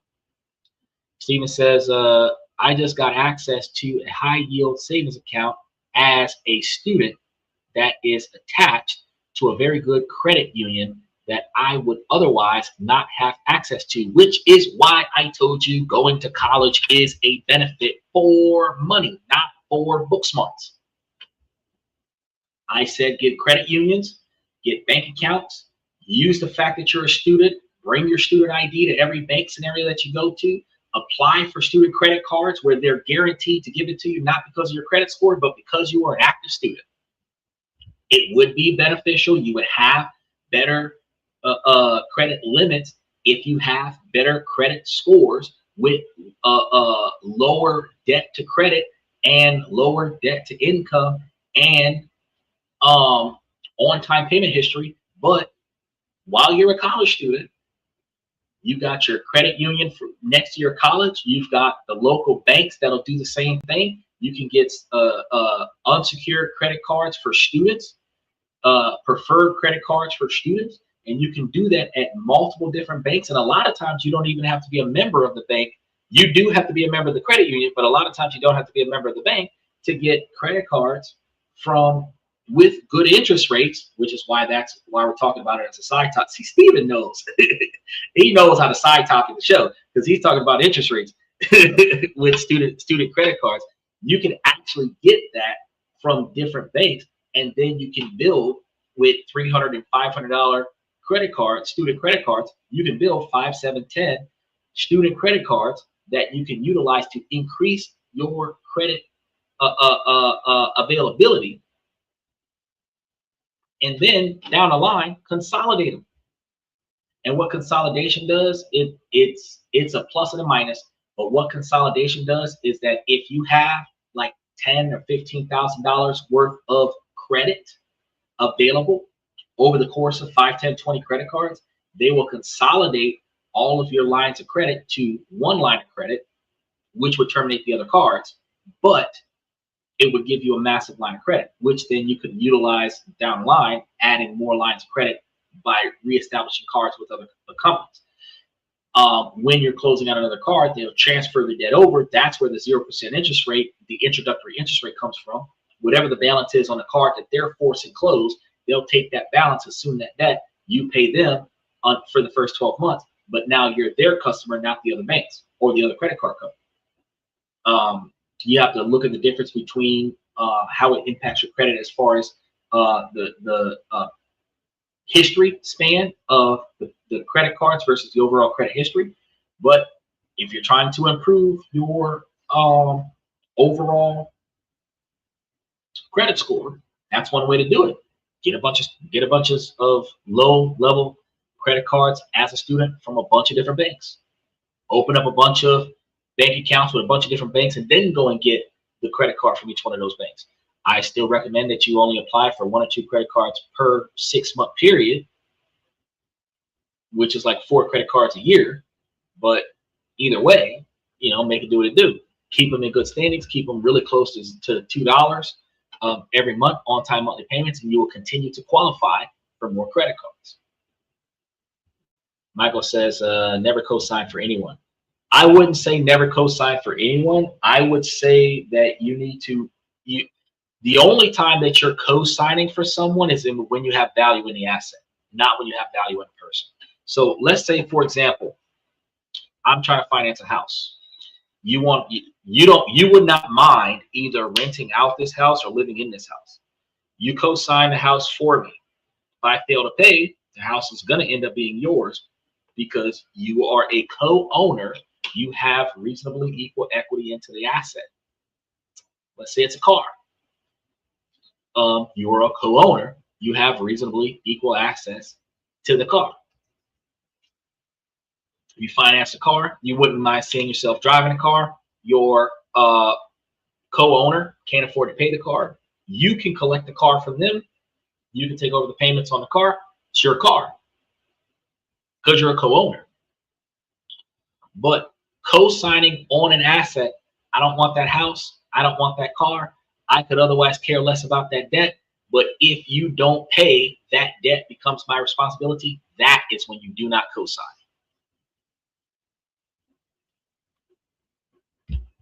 Michael says, who in their right mind would have 5 to 20 credit cards? That's nuts. Actually, that's not nuts.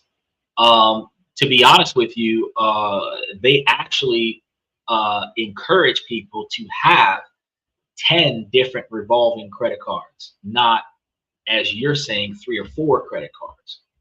So 20, actually, usually you have like real estate investment individuals having 20 or more credit cards, probably 10 or 15 of them from the business, 5 or 10, maybe 15 for their personal use. But they would be personal guarantors on a lot of those business credit cards, like an American Express card, but they would have like $25,000, $50,000 limits on those cards. But it really depends, because if you apply for a credit card, you don't control how much the credit limit will be. They tell you how much the credit limit will be. And if you're getting $250 credit card from Shell, you get a $250 credit card from Chevron, you get a $250 credit card from First Premier, you get a $300 credit card from Discover, you get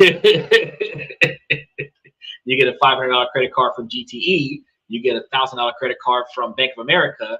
Do you see how this adds up? Now, then you start qualifying for larger lines of credit. You can go to Navy Federal, that might give you $3,000 credit card. You can go to USAA, that might give you a $5,000 credit card. But you still got almost 10 credit cards there that equals $10,000. It's just the first handful of them that you got were low-level credit cards. But each gas company, Shell, Chevron, ExxonMobil, has credit cards that you can get that has very little requirements. And if you got like over a 620 or 640 credit score, you're almost guaranteed to get it. It's a gas card, but it is a line of credit. You can get a line of credit from Firestone, which is a maintenance card. It's an in-house thing. You can't use it anywhere other than at Firestone, but it is a line of credit that shows up in your credit report. The stuff to that effect, you can get lines of credit from a bunch of different places that you actually utilize it in those places. And those lines of credit, it actually makes sense to have them, and you maintenance them.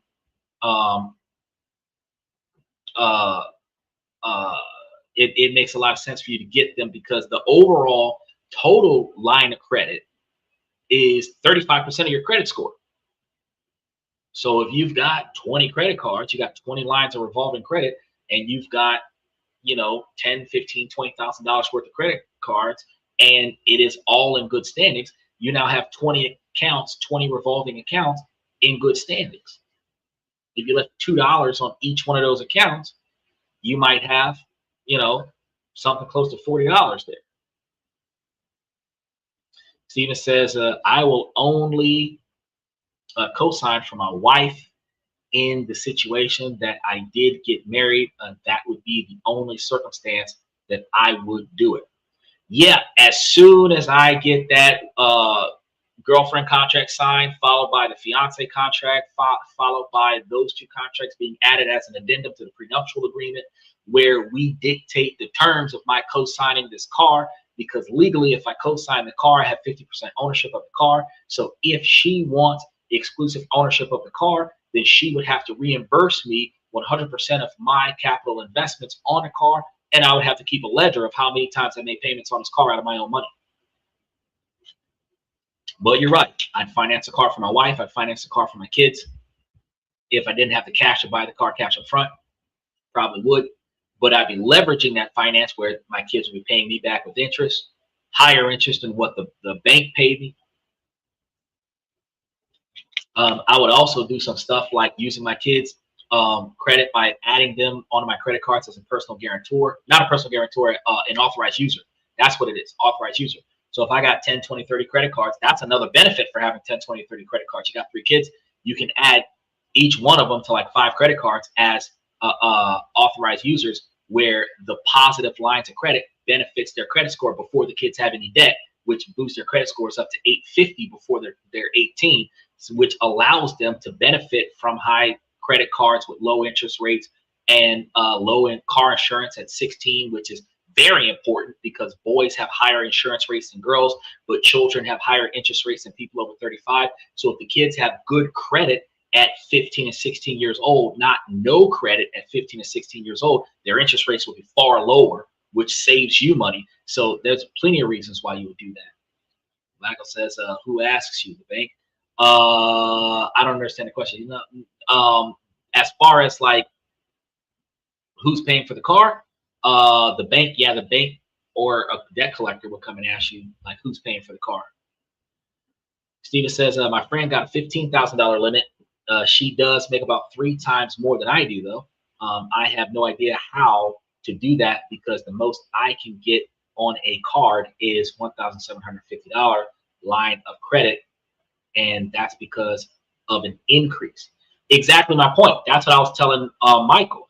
If you can qualify for, let's say you qualify for like a $1,200 or $1,500 line of credit, and through an increase after 6 to 12 months of ownership of the cards, you can get yourself up to $1,750. You might have to apply for 10 or 20 $1,000 credit cards, or accept banks and credit unions that will offer you $500 or $750 credit cards.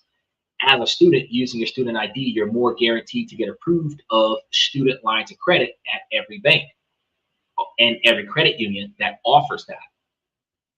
There's no limit to the number of banks or the number of credit unions that will offer you a line of credit. But you just have to space out your applications, keep all the cards in good standings, and try to utilize them and pay them off every month so that it shows that there was a balance. And that's why I say like $1 to $2 balance on the card, and you paid it off, so that each one of those cards is showing a revolving balance that is less than 10%. Your credit score will be through the roof.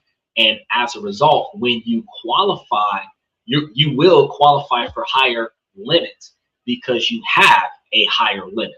Your friend got the $15,000 limit because she's probably been maintaining $10,000 limits over the course of 5 or 10 cards.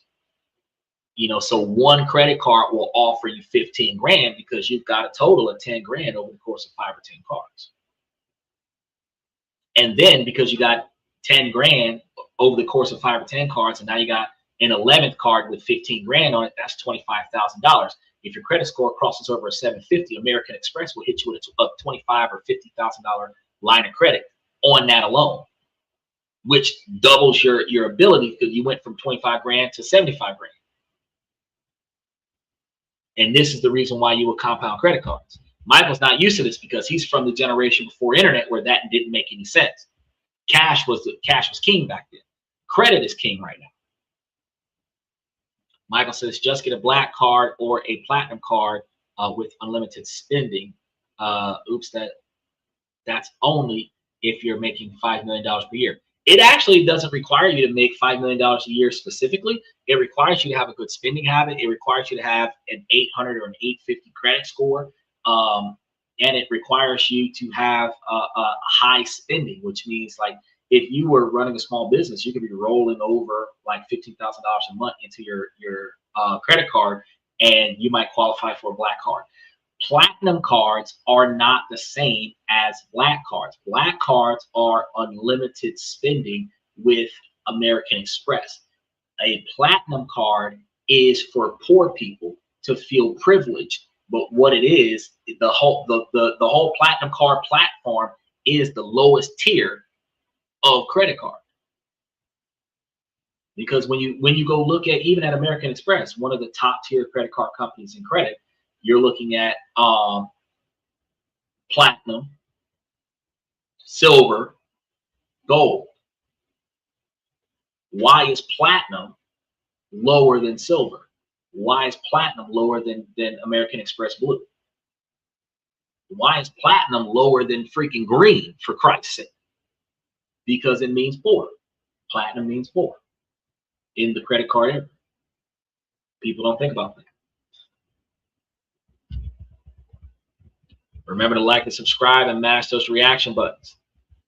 Because every bank would love to give you a credit card. They would. But they're doing it because every bank that gives you a credit card believes that you're going to max out that credit card, you're going to owe them money. But every bank loves to give students even more lines of credit than they give non-students, because students are more high risk to spending money because they're students. So take advantage of that because you're a student. Now, rule number 3, that's what we were talking about before. Make sure that you automate and verify discipline. You want to automate and verify what you're doing, but discipline is going to be a great scenario here. And human memory is very faulty. You know, I tell people a lot of times that I have the memory of a half-dead elephant, and my half is the dead half. And half the time, I don't remember what I need to remember. Short-term memory shot to hell. Long-term memory is good, right? So the moment that you take on a loan, you want to set up automatic monthly payments from your bank account to cover that loan. This prevents any late payments. You always want to have the automatic bill pay set up days before the payment is due. That way you can guarantee that it clears their bank long before they're required to take the money from you, which can come with fees and or penalties if you end up getting these things late. So you want to make sure that it is on time or early. Second, you want to set a calendar reminder for 1 month before the loan's final payment due, which means that you want to either average out an overpayment option or set yourself up for a mass final payment the month before the last payment date. This is going to be your final checkup. You'll verify the remaining balance, make sure that the loan is paid off completely and ahead of schedule. For a deferred interest offer, this step is non-negotiable because it allows you to pay the entire balance off without having 1 penny of interest applied to your account. Rule number 4, the advance move, strategic leverage. This is going to be where the principal gets bigger than your car purchases. The core idea, using low-cost debt to preserve liquidity, which is a cornerstone of building wealth. Consider real estate. An investor might want to buy a $1 million property. They could pay for it in cash, but that ties up $1 million for the life of the property. Instead, they might put down 25% or $250,000, then get a mortgage for the other $750,000. Now they control the $1 million asset with a fraction of the cash. Their remaining $750,000 stays liquid, ready to be invested elsewhere. If the property appreciates in value by 10% a year, their $250,000 investment has generated a $100,000 gain on paper, which is a 40% return on their initial investment. Of course, This ignores costs like mortgage interest, taxes, maintenance, and it's crucial to remember that leverage magnifies losses just as much as gains. But in the same logic as our car example, just on a large scale, some billionaires use similar strategies, borrowing against their stock portfolios to generate cash without selling assets and triggering huge capital gains tax. This isn't without risk. These loans have variable interest rates and are subject to mortgage calls if the stock value drops, which could force a sale at the worst possible times. But it demonstrates the principle: using debt as a tool to keep your primary asset intact. If, for example, you had a brokerage account with $100,000 in it, you wanted to buy a brand new car for $25,000. You could you could borrow against your portfolio $50,000, which is half of your portfolio. Then, out of $50,000, you can buy, if you wanted to, you could buy the car cash up front.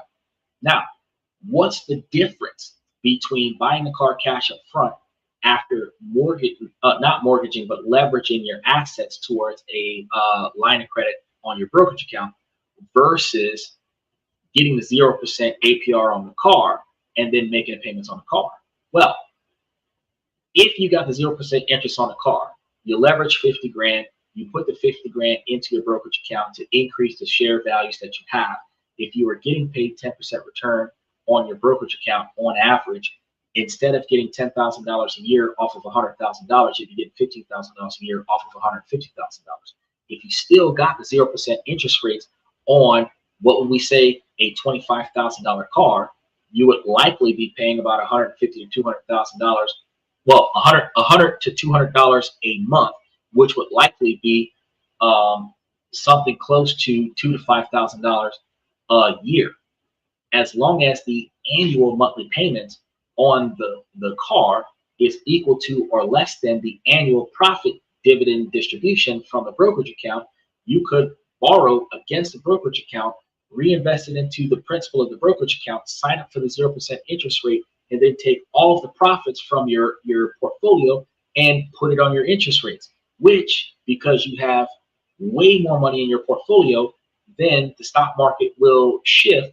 You're not going to have to worry about a margin call, and you can allow the portfolio to pay for the car and then take some of the money off the portfolio and pay for the portfolio.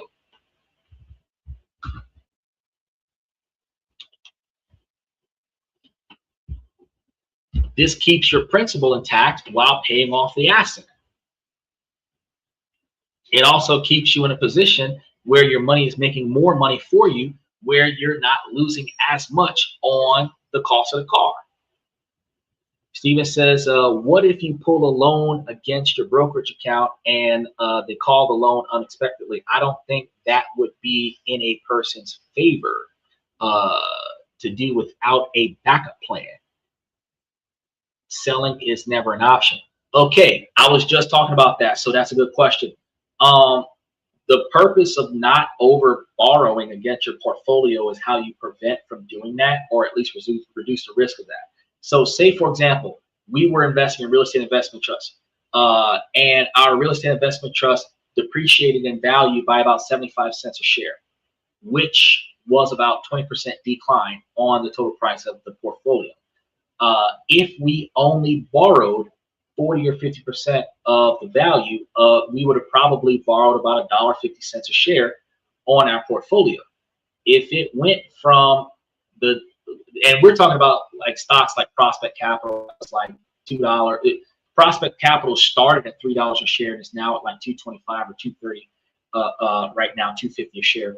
And Ellington was anywhere between $5 and $4.55, and right now it's anywhere between $4.55 and $5. It's still right about the same. It only had like a 5 or 20% dip. It only a few pennies per share off of the thing. So if you understand that it's already at its pretty much bare minimum right now, they cut dividends before they cut share prices, right?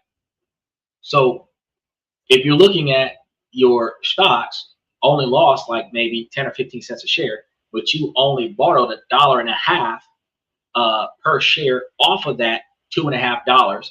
If it drops 20 cents a share, it's not going to do a margin call.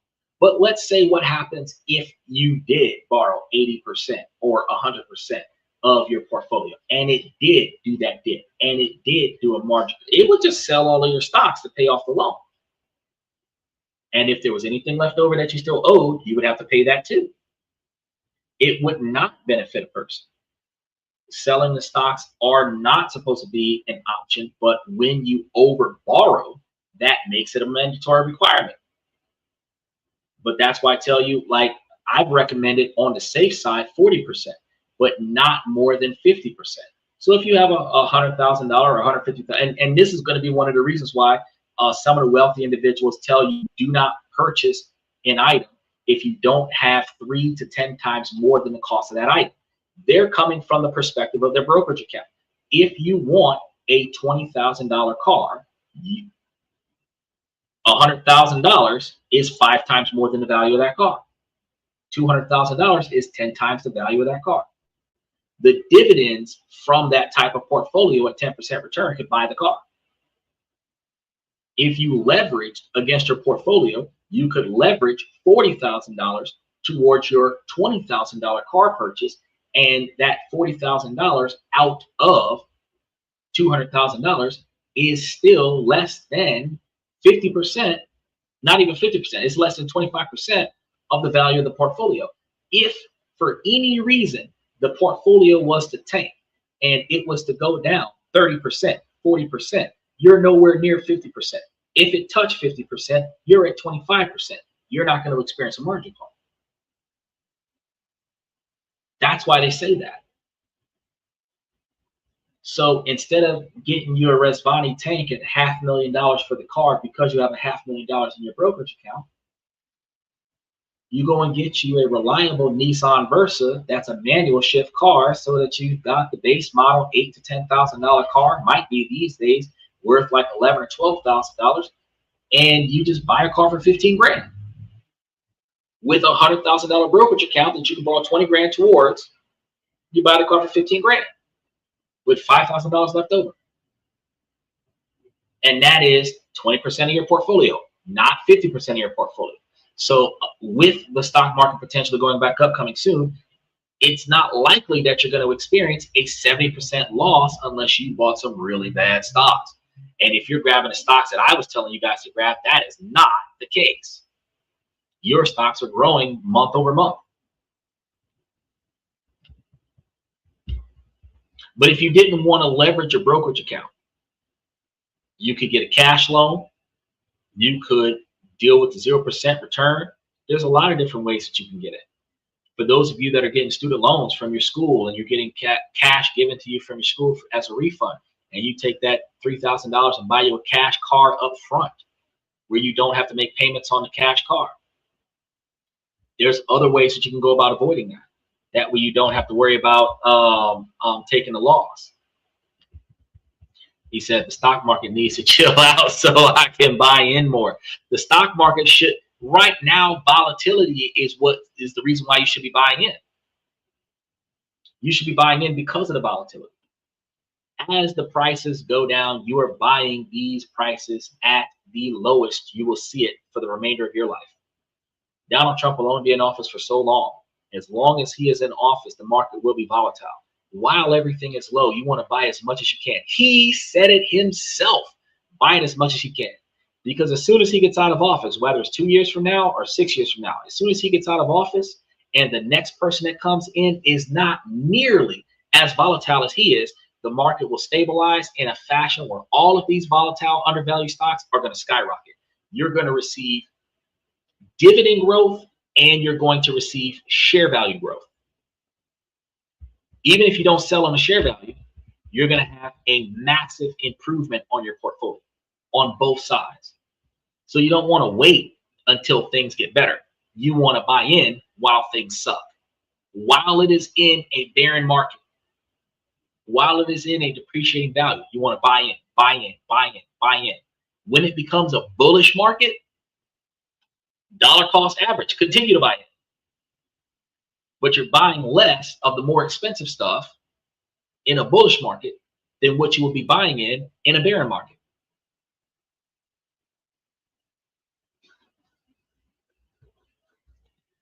All right. Now, while the playbook is going to be very powerful, the real world has its pitfalls. So when you're at the dealership or at a realtor store, you need to be on guard. So here's going to be some red flags you guys need to watch for. When you're about to buy something, you're trying to finance something, this is what you need to pay attention to.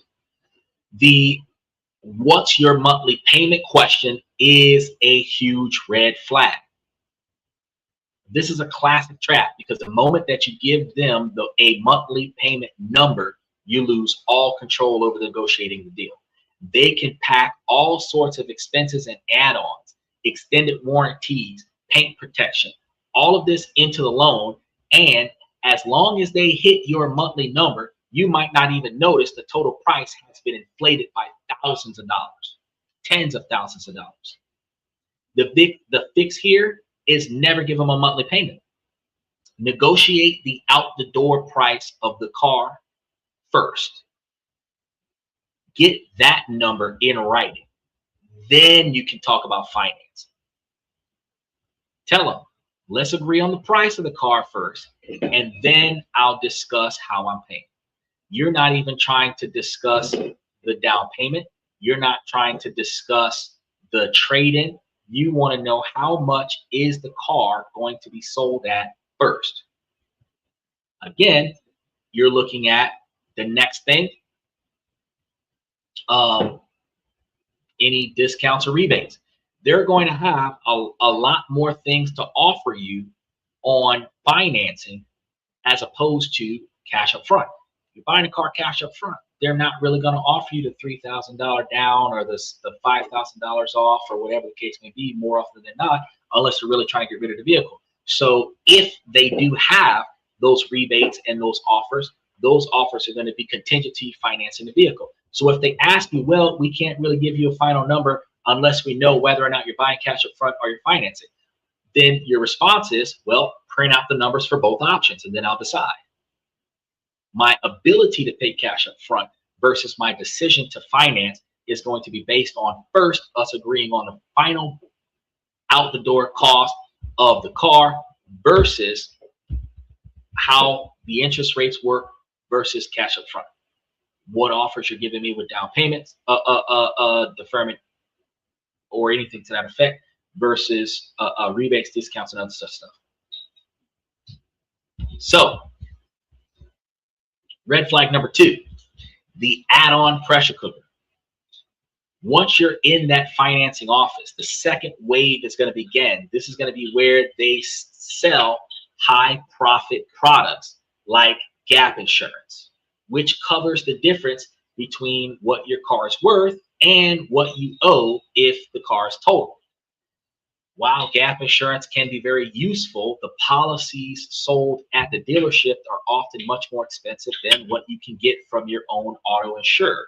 If you already have your own insurance and the insurance is not being provided by the dealership, you just want to add gap insurance to your own personal policy. The fix here, be prepared to decline the add-ons in the finance office. You can almost always look into them later. And during the time that they're talking to you, this is going to be another thing I'm going to tell you. Go to the dealership in the morning. Don't go to the dealership in the afternoon. Don't make yourself one of the last customers that you talk to at the end of the day. You go to the dealership in the morning. And the reason why you want to go to the dealership in the morning is because during business hours, you can contact your insurance company that you already have for the car that you drove in with, and you can discuss any policy changes and policy premiums that they can offer that would aid you in your ability to purchase the car. You're going to negotiate. You're not just negotiating with the dealership, you're negotiating with your insurance company. You're also going there pre-qualified from your bank. So you should have interest rates on the payments of your vehicle from your bank. You don't want to get qualified for a lender from the dealership because they're going to run 5 or 7 different lenders to determine if anybody will provide you with rates, and they'll give you 3 different options, and whichever one has a low enough interest rate to meet your note qualifications, that's going to be the one that's going to hit you with it, right? So call your insurance agency, ask for some quotes on gap coverage. It's often going to be a fraction of the price that the dealership is offering. And since you're a member of your insurance policy for an extended period of time, you're just adding a vehicle or changing over vehicles. The fact is that your overall payments are going to be far less with a currently existing policy than what it would be for a new policy. The same is going to go for many extended warranties. I did tell you guys, depending on the kind of extended warranty that you're going to get, you might benefit from it if you look at the number of times it gets used over the cost that it would do for you to do it individually versus the total price. Let's say, for example, if it's including tune-ups and oil changes and tire replacement, and let's say that it's going to be an extra $3,500 over the course of the warranty. Well, if the tire changes and oil changes and tune-ups are going to be something closer to $6,000 to $8,000 over the entirety of the warranty, it pays for itself. I've got a warranty on a property where I'm spending $6,000 over the course of 2 years on the warranty for $15,000 worth of coverage. I'm going to use all of it. I'm taking claims on everything, so that by the time I finish paying the $6,000, I got $15,000 worth of stuff done. That's how that works. Red flag number 3, confusion over the rebate versus 0% choice. You're often going to have to choose between a rebate and a 0% APR. They're not going to give you both. A finance manager might gloss over this or present the numbers in a confusing way to steer you towards the option that makes them the most money. The fix here, come prepared. Before you go to the dealership, you want to check your manufacturer's website for current offers. Use an online loan calculator to run the numbers yourself. You should walk in knowing exactly which options is better for you. You should do your own research, and actually, instead of them selling you on a car like they used to do 40, 50 years ago, convince you to buy the car, you should already walk on a dealership with more knowledge about the vehicle you're trying to buy than the dealer trying to sell it. Which means that the conversation you're having with the dealer is really more to the magnitude of the dealer showing you that they know what the product is that they're trying to sell. Because otherwise, they would be wasting your time. The person that gets my commission knows what I'm about to buy, knows everything about what I'm about to buy. So if you don't know your inventory, let me talk to somebody else. And if you don't know the specials, let me talk to somebody else. Red flag number 4, short loan terms on 0% deals sometimes, and 0% offers is still only available for a short term, like 36 or 48 months. A $40,000 loan over 36 months is over $1,100 a month. This can make the offer seem attractive while disqualifying many people who can't handle the high monthly payments. If you ask for a 6-year or 7-year loan, you may no longer qualify for the 0%. The fix here, make sure that the monthly payments after the fact, after you've verified the total cost of the vehicle, even at the 0% rate, fits comfortably into your budget. So if you want that $500 a month, make sure that it's $500. If you want that $250, make sure it's $250. But if you can't get it to $250 without getting a cheaper car, get a cheaper car.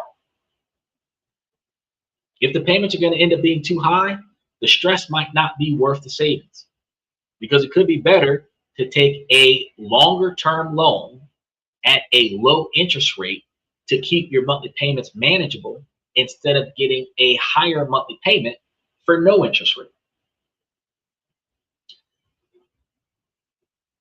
Now, we've covered a lot, so let's distill it into simple checklists.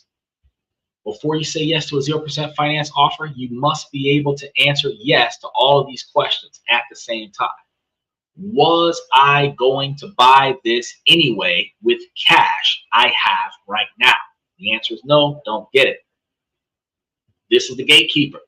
If the answer is no, stop, don't get it.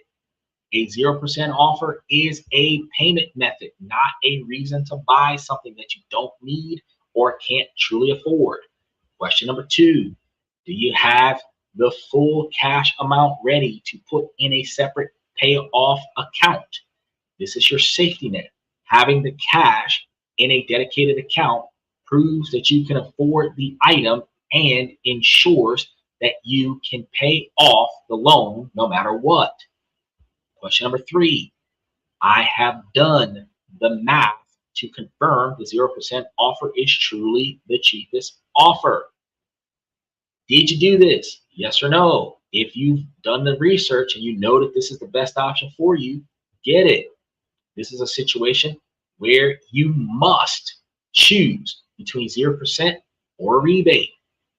You've got to compare the total cost of both scenarios, the end price, not just the monthly payments. Only perceive if the 0% interest and the note payment is the clear winner.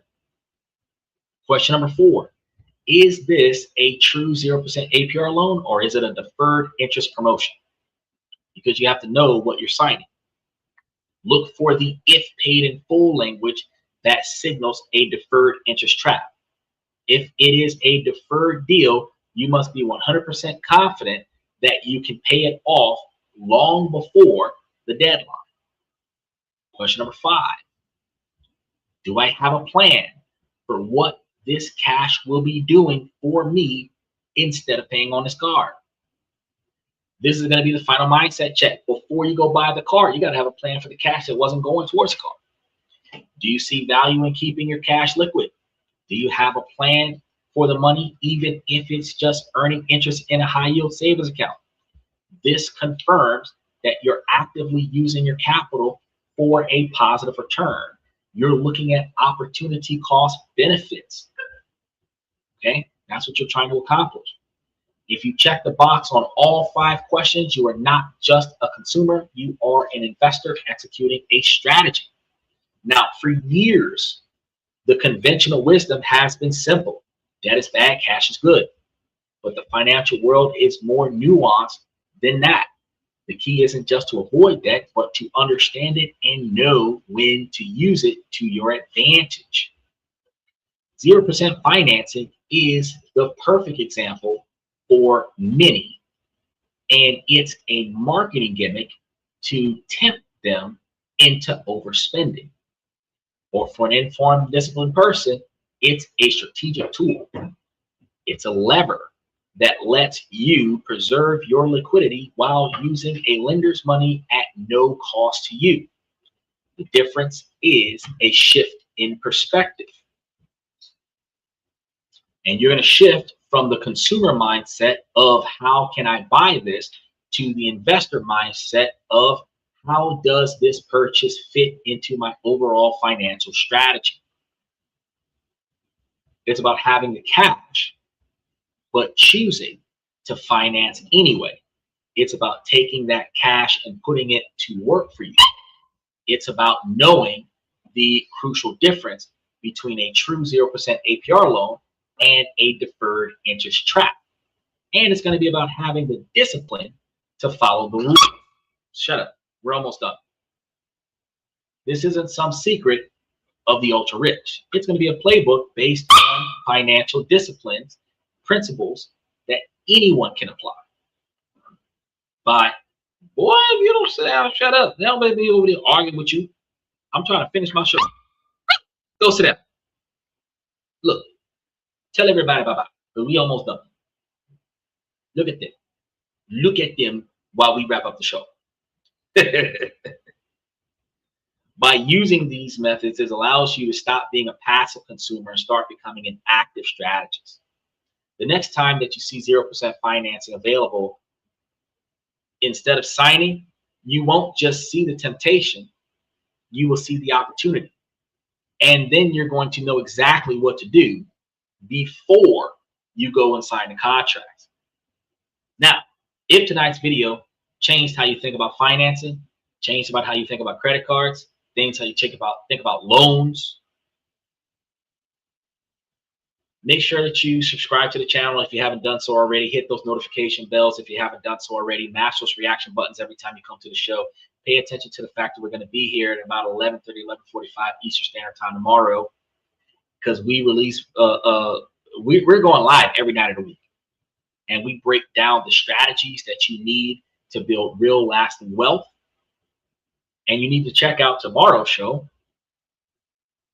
And I'm going to be honest with you, we're going to be breaking down some common financial products that most people misuse in upcoming shows. But one of the things that I'm going to try to do after tonight's show, before tomorrow's show, is double check what Raw Logic was mentioning about some stock options that he was thinking about, and Michael mentioning buying stock in Walmart, and we'll see what's going on. I think I have Walmart stock in Stash App because it was a stock party that we had got some Walmart stock, and it's down right now. So I'm going to double check on what you guys are talking about when they say and down right now doesn't mean that it was a bad buy. Down right now means that it might be hot.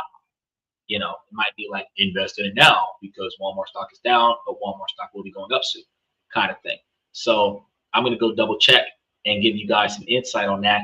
And for the members, you guys are going to get that information first about each one of the stocks we were talking about. So if you guys are in a membership, you guys will see like the whole breakdown of each one of the stocks that I'm looking into, and what the projections are for those stocks, and whether or not I believe that overall it's a good idea for you guys to move forward on. And then you guys cross-reference my information with the information that you guys get when you guys do your own research. So that's all I got for you guys for tonight. We're going to start off by saying, ladies, as long as the situation doesn't make sense, I'm going to keep asking you ladies to make it make sense. So ladies, please make it make sense. I appreciate the light, Skull. I appreciate you for coming in. We're going to go ahead and say thank you for coming to the show. Special shout out to Michael, Steven, FX Trader, Aztec, Joe, Jack, Bra Logic, Jesse Talks Truth. I think I said OG Kicks.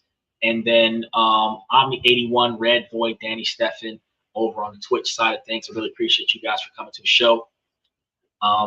We're still working on this stream key. I don't know what's going on with these guys, but I'm going to try to reach out to technical support and see if I can get one. I did do a survey where they asked me if what did I think about the community thing that they got set up there. And I'm like, well, I can't get a stream key, so I kind of need technical support because I really need that. Because right now I'm spread across multiple devices because I can't stream in one location because I don't have a stream key from TikTok. But I'm going to wait and see what technical support tells me. But as soon as we can get that stream key, we'll let you guys know. So stay tuned with that. We've been working on it for a while, but, you know, you got to have patience. So, yeah. Normally I tell you guys, you know, I give you guys this information to make you guys higher value individuals because I'm trying to help you guys not only improve your financial life, but I'm also trying to help you guys improve your decision-making skills. I also tell you guys, ladies, it's a male-driven podcast from a male's perspective, so you can also make yourselves higher value individuals by finding the things that are inside of your control and then proactively putting forth the effort to improve that. Especially if you're working on the things that you don't like, then navigating around things that are outside of your control. And then I tell you guys again on a regular basis, ladies and gentlemen, to make sure that you guys pay attention to your 20 and 30-year plan, reverse engineer that into what you need to do today so that you can conquer your 20 and 30-year plans. But ladies, I tell y'all to pay attention to the potential suitors that has the right personality, characteristics, drive, ambition, dedication, motivation, admiration, and integrity to accomplish his goals. See how your goals meshes with his goals, because long-term satisfaction can aid you both into helping each other accomplish your goals. It is important to pay attention that you have a partner with long-term satisfaction, not short-term gratification, because anybody who's spending money in the now is taking money away from the future. I give you guys information every day of the week about how two people can make it to $1 million faster than one. And it really requires you guys to both have similar financial values, right? And that's what's really important. So you need to be paying attention to your partner's mindset, not their wallet, ladies. So with that being said, I want to thank you guys for coming to This and That. I'm your host, Sander, where we talk about this, that, and everything in between. And I'll see you guys tomorrow.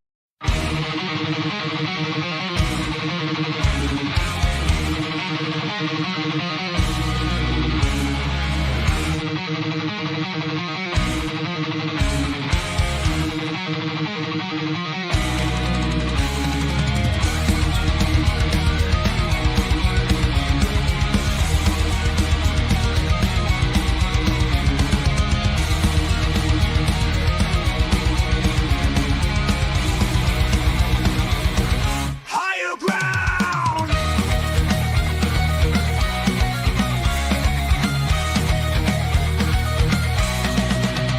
Used to chase validation, now I validate myself.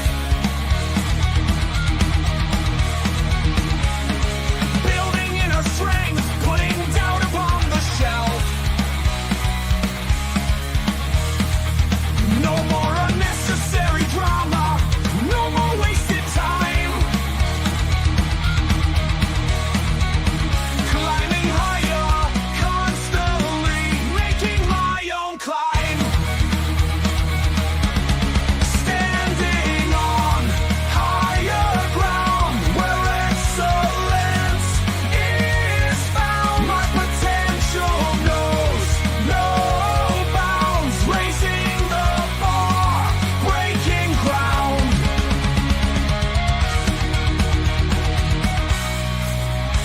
My network is my net worth.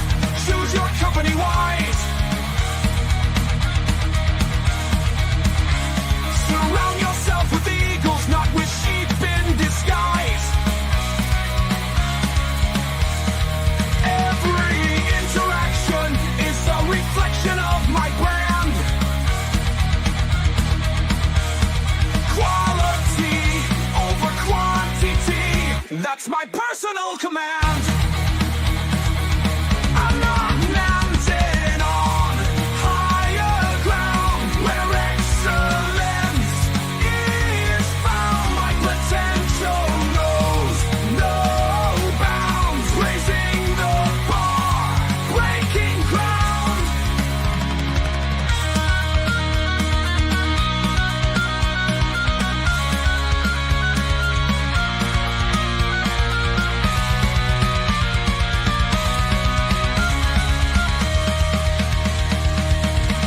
I'm not just living, I'm manifesting my vision, cutting through limitations with surgical precision. My expectations are my compass, my respect is my shield to mediocrity and chaos. I will never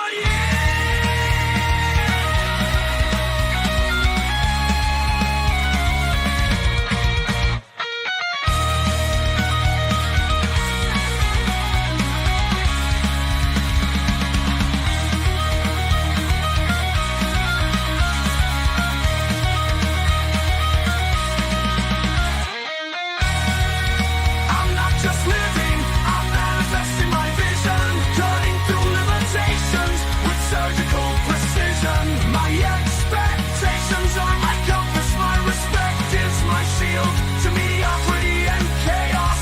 I will never yield.